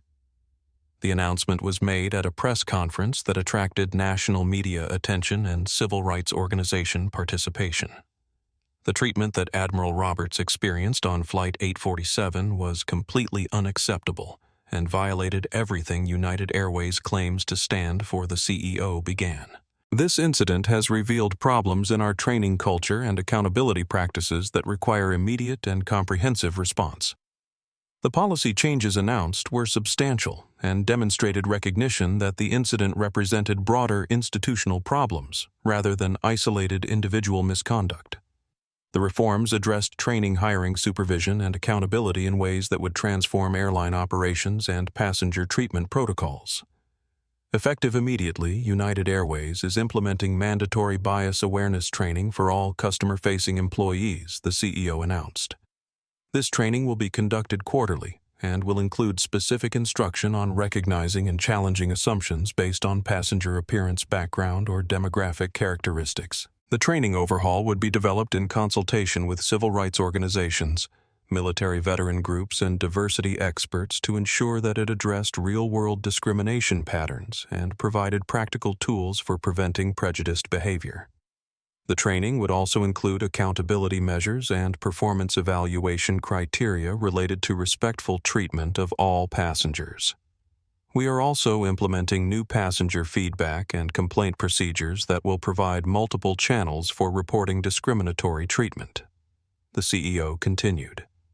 These procedures will include independent oversight and investigation procedures that ensure accountability for crew members who violate company policies or federal civil rights laws. The passenger feedback procedures would include anonymous reporting options, third-party investigation procedures, and regular auditing of passenger treatment patterns to identify potential discrimination before it escalated to viral incidents.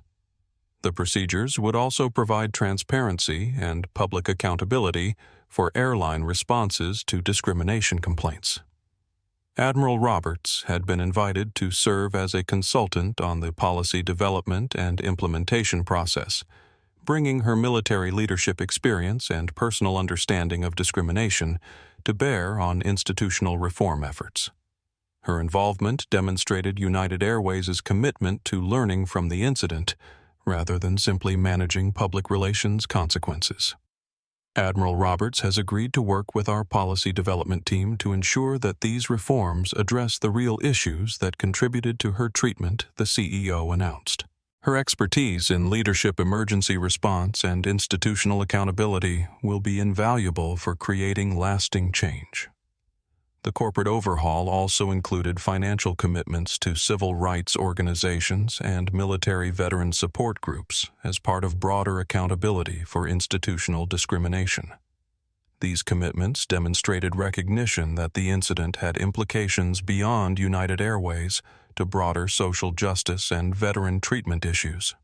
News media analysis was generally positive about the scope and specificity of the announced reforms, though civil rights advocates emphasized the importance of implementation and ongoing accountability rather than policy announcements.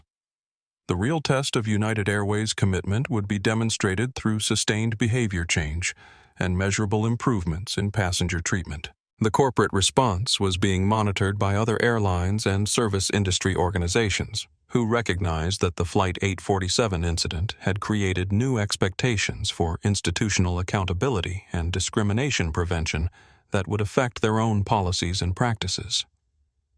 The viral impact of Admiral Roberts's treatment on Flight 847 had created pressure for change that extended far beyond United Airways to affect airline industry practices nationwide. Other major carriers recognized that public tolerance for discriminatory treatment had shifted dramatically, requiring proactive policy changes to prevent similar incidents and maintain customer confidence.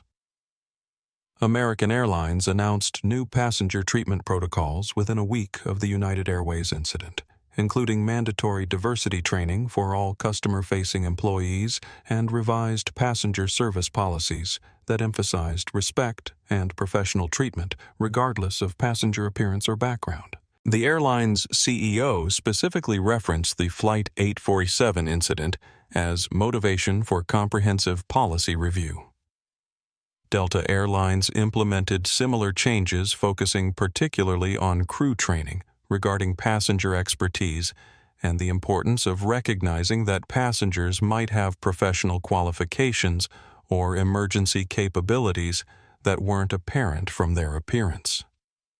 The airline developed new protocols for identifying and utilizing passenger expertise during emergency situations.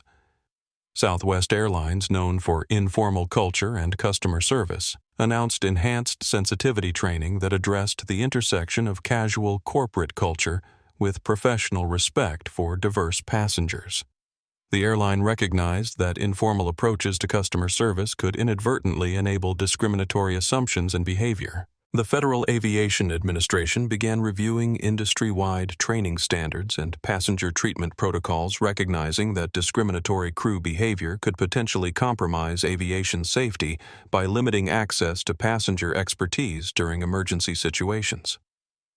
The agency's review focused on emergency response procedures and crew decision-making during crisis situations.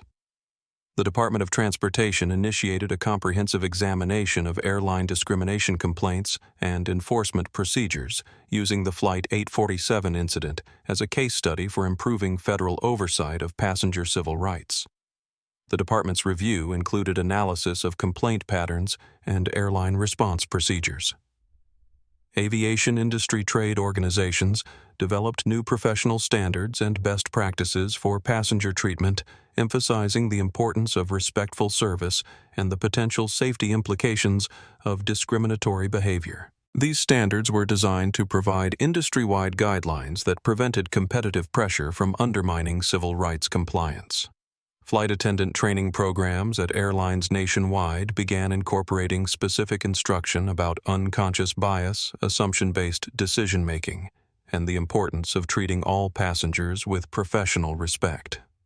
The training included case studies based on the Flight 847 incident and its implications for aviation safety and customer service. Airport authorities also implemented new oversight procedures for monitoring airline passenger treatment, recognizing that discrimination incidents could affect airport reputation and operations. These procedures included passenger feedback procedures and regular auditing of airline customer service practices. The industry changes represented recognition that discrimination wasn't just a moral or legal issue, but also a business and safety concern that could affect operational effectiveness and public confidence in aviation safety. The Flight 847 incident had demonstrated how prejudice could potentially compromise emergency response capabilities and passenger safety. Military veteran organizations worked with airlines to develop recognition programs and training that would help crew members understand and respect the service records and potential expertise of veteran passengers. These programs emphasized the value of military experience and the importance of appropriate recognition for service members. The broader changes reflected recognition that the Flight 847 incident had revealed industry-wide problems rather than isolated issues at a single airline. The comprehensive response demonstrated institutional learning and commitment to preventing similar incidents through proactive policy development and culture change. Elena Vasquez's documentation of the Flight 847 incident had transformed her career from travel blogger to recognized civil rights journalist and advocate. Her thorough real-time coverage of discrimination and its consequences had demonstrated the power of citizen journalism in creating accountability for institutional prejudice and promoting social justice. Major news organizations offered Elena full-time positions based on her Flight 847 coverage, recognizing her ability to document complex social issues with clarity, fairness, and impact. She accepted a position as civil rights correspondent for a national news network, using her platform to continue investigating discrimination in travel hospitality and service industries. Admiral Roberts showed me what courage and dignity look like under pressure, Elena said in interviews about her career transition. Her example inspired me to use my platform and skills to document injustice and hold institutions accountable for their treatment of all people, regardless of appearance or background.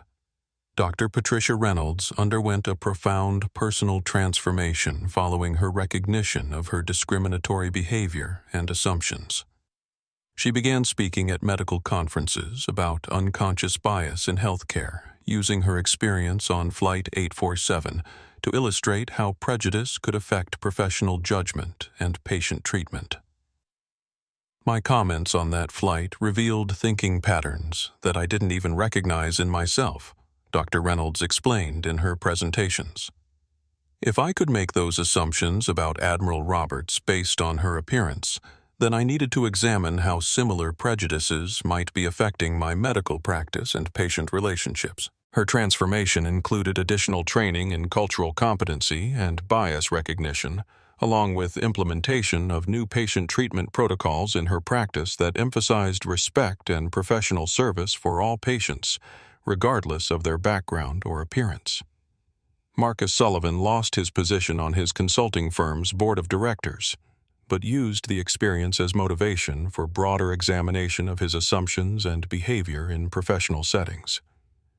He established a scholarship program for minority students pursuing aviation careers, specifically honoring Admiral Roberts' service and expertise.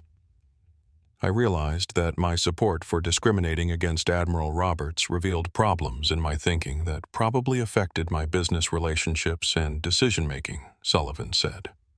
The scholarship program is one way to demonstrate that I've learned from my mistakes and want to support the kind of excellence that Admiral Roberts represents. Captain Miguel Hernandez and First Officer Brandon Kelly both pursued additional training in emergency response procedures and crew resource management, recognizing that their experience with Admiral Roberts had revealed the value of accessing all available expertise during crisis situations.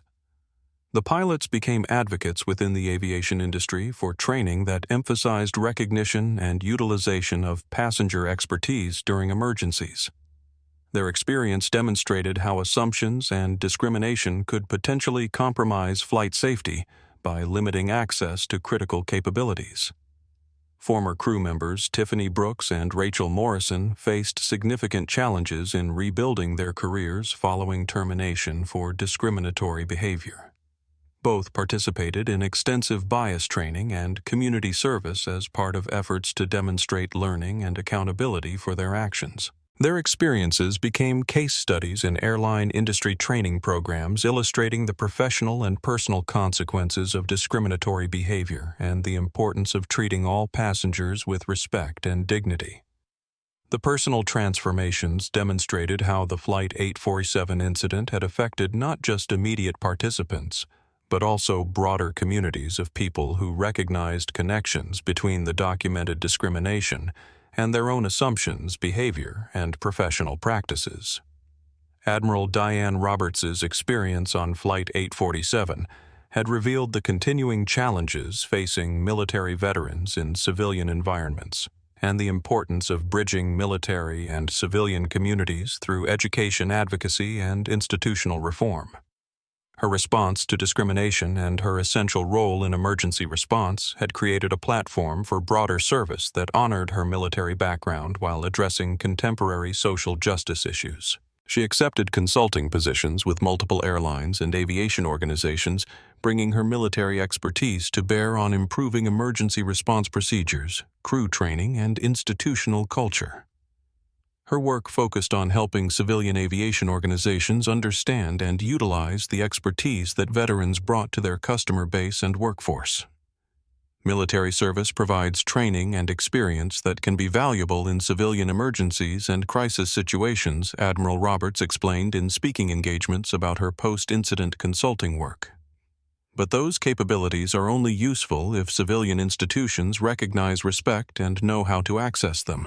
Her consulting work included development of protocols for identifying and utilizing passenger expertise during emergencies training programs that helped crew members recognize and work with passengers who had relevant professional backgrounds, and policy development that prevented discrimination from limiting access to critical capabilities. Admiral Roberts also began speaking regularly at corporate diversity and inclusion events, using her Flight 847 experience to illustrate how assumptions and prejudice could affect organizational effectiveness beyond moral and legal considerations. Her presentations emphasized the business case for respectful treatment of all people and recognition of diverse forms of expertise. The crew members who discriminated against me weren't malicious people, Admiral Roberts would tell corporate audiences. They were following thinking patterns that exist throughout our society and that can limit organizational access to the full range of human capabilities and perspectives available to them. Her speaking engagements attracted audiences from multiple industries who recognized the broader applications of lessons learned from the Flight 847 incident. Her military leadership background and civilian discrimination experience provided unique perspective on institutional change and accountability. Admiral Roberts established partnerships with civil rights organizations and veteran advocacy groups to develop comprehensive approaches to discrimination prevention that addressed both legal compliance and cultural change. Her work emphasized practical strategies for creating inclusive environments that respected diverse backgrounds and experiences.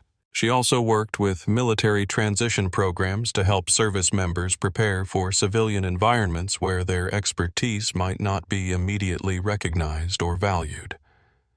Her programs focused on communication strategies, expectation management, and advocacy skills that could help veterans navigate civilian institutions effectively.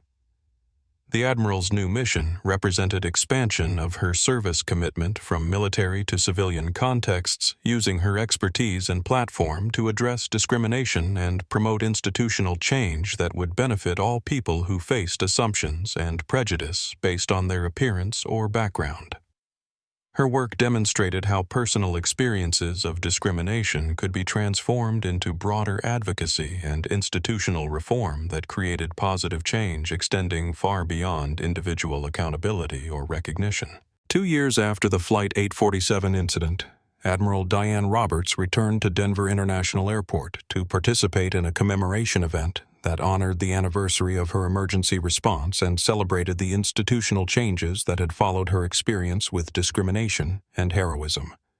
The event provided opportunity for reflection on personal and institutional transformation. Elena Vasquez, now a nationally recognized civil rights journalist, was documenting the anniversary event for her continuing coverage of discrimination and accountability in service industries. Her relationship with Admiral Roberts had evolved from documenter to friend and professional colleague in advocacy work. Admiral Roberts taught me that dignity under pressure isn't just a personal virtue, Elena reflected during her anniversary coverage. It's a form of leadership that can inspire institutional change and social progress. Her response to discrimination showed the rest of us how to transform injustice into opportunity for broader improvement. Captain Miguel Hernandez and First Officer Brandon Kelly attended the commemoration to express their continuing gratitude for Admiral Roberts's emergency expertise and to acknowledge how her experience had influenced their own professional development and advocacy for respectful passenger treatment. Admiral Roberts saved our lives that night, Captain Hernandez said during the event. But she also taught our industry important lessons about recognizing and respecting the expertise that exists in our passenger cabins. Those lessons have made aviation safer and more professional for everyone. Dr. Patricia Reynolds and Marcus Sullivan both participated in the event using their attendance to demonstrate continuing accountability for their discriminatory behavior and ongoing commitment to institutional change and personal growth. Their participation illustrated how acknowledgement of wrongdoing could lead to positive transformation. Admiral Roberts' grace in responding to our prejudiced treatment showed us a better way to think about people and relationships, Dr. Reynolds said. Her example continues to influence how I practice medicine and how I treat all people in my personal and professional life. The commemoration included announcement of a scholarship program established in Admiral Roberts' honor, providing educational support for military veterans pursuing careers in aviation and transportation. The scholarship represented institutional recognition of veteran expertise and commitment to preventing discriminatory treatment. United Airways CEO presented Admiral Roberts with a Lifetime Achievement Award for her service to aviation safety and civil rights, acknowledging that her experience had catalyzed industry-wide improvements in passenger treatment and emergency response procedures. Admiral Roberts transformed a terrible experience into an opportunity for institutional learning and social progress, the CEO said. Her dignity, expertise, and commitment to justice have made aviation safer and more respectful for everyone. Admiral Roberts' acceptance speech focused on collective responsibility for creating just institutions and respectful communities. Change doesn't happen because of individual heroes, she said. It happens because ordinary people choose to treat each other with dignity and to challenge assumptions that limit human potential. The emotional resolution of the Flight 847 incident demonstrated how personal experiences of discrimination could be transformed into broader social progress through sustained commitment to institutional accountability and cultural change. Admiral Roberts' legacy extended far beyond her individual experience to encompass improved policies, training, and attitudes that would benefit countless future travelers. The Flight 847 incident had created measurable changes in airline industry practices, federal oversight procedures, and public awareness of discrimination in service industries that extended far beyond the immediate participants to affect millions of travelers and thousands of industry professionals. Statistical analysis 2 years after the incident demonstrated significant improvements in passenger treatment and complaint resolution. Federal data showed a 60% reduction in airline discrimination complaints following implementation of industry-wide training and policy reforms inspired by Admiral Roberts' experience. The improvement reflected both better treatment of passengers and increased confidence in complaint and accountability procedures that encouraged reporting and resolution of discriminatory behavior. United Airways reported customer satisfaction improvements that exceeded industry averages, with particular gains in ratings related to respectful treatment and professional service. The airline's investment in comprehensive bias training and accountability procedures had created competitive advantages that demonstrated the business value of civil rights compliance and inclusive culture. Other airlines reported similar improvements following implementation of reforms based on Flight 847 lessons learned. The industry-wide changes had created new standards for passenger treatment that elevated professional expectations and reduced tolerance for discriminatory behavior. Military veteran organizations documented improved treatment of service members in civilian travel environments, with specific recognition of the role that Admiral Roberts' advocacy and education efforts had played in creating awareness of veteran expertise and service contributions. Civil rights organizations used the Flight 847 incident as a model for effective advocacy and institutional accountability, demonstrating how documented evidence of discrimination could be transformed into policy changes and cultural reform. The incident became a case study in successful civil rights enforcement and social justice advocacy. Aviation safety experts noted improvements in emergency response procedures and crew resource management that had resulted from increased awareness of passenger expertise and the importance of accessing all available capabilities during crisis situations. Admiral Roberts' emergency response had illustrated the safety value of respectful treatment and inclusive decision-making. Elena Vasquez's role in documenting the incident had inspired broader use of social media and citizen journalism in civil rights advocacy, creating new models for accountability and institutional pressure. Her work demonstrated how individual documentation could create viral awareness that forced institutional change. The incident's impact on public consciousness was demonstrated through continued social media engagement, educational use in diversity training programs, and citation in academic research on discrimination and institutional accountability. Admiral Roberts's story had become part of broader cultural conversation about fairness, respect, and human dignity. Educational institutions incorporated the Flight 847 incident into curricula addressing civil rights, business ethics, and leadership development. Admiral Roberts's response to discrimination provided a model of dignified resistance and constructive advocacy that inspired students and professionals across multiple disciplines. The lasting legacy of the incident was measured not just in policy changes and statistical improvements, but in transformed understanding of how discrimination operated and how individual and institutional responses could create broader social progress. Admiral Roberts had demonstrated that quiet dignity and persistent advocacy could achieve more lasting change than anger or revenge. If this story moved you, here's what I need you to do right now. Hit that like button to show that dignity and respect matter. Subscribe to this channel because we're committed to sharing stories that challenge assumptions and inspire change. Share this video with someone who needs to hear it, because Admiral Roberts's message about treating people with respect regardless of how they look is something the world needs to remember. Drop a comment and tell me about a time when you were judged by your appearance, or when you realized you'd made unfair assumptions about someone. Your stories matter, and they help all of us learn and grow.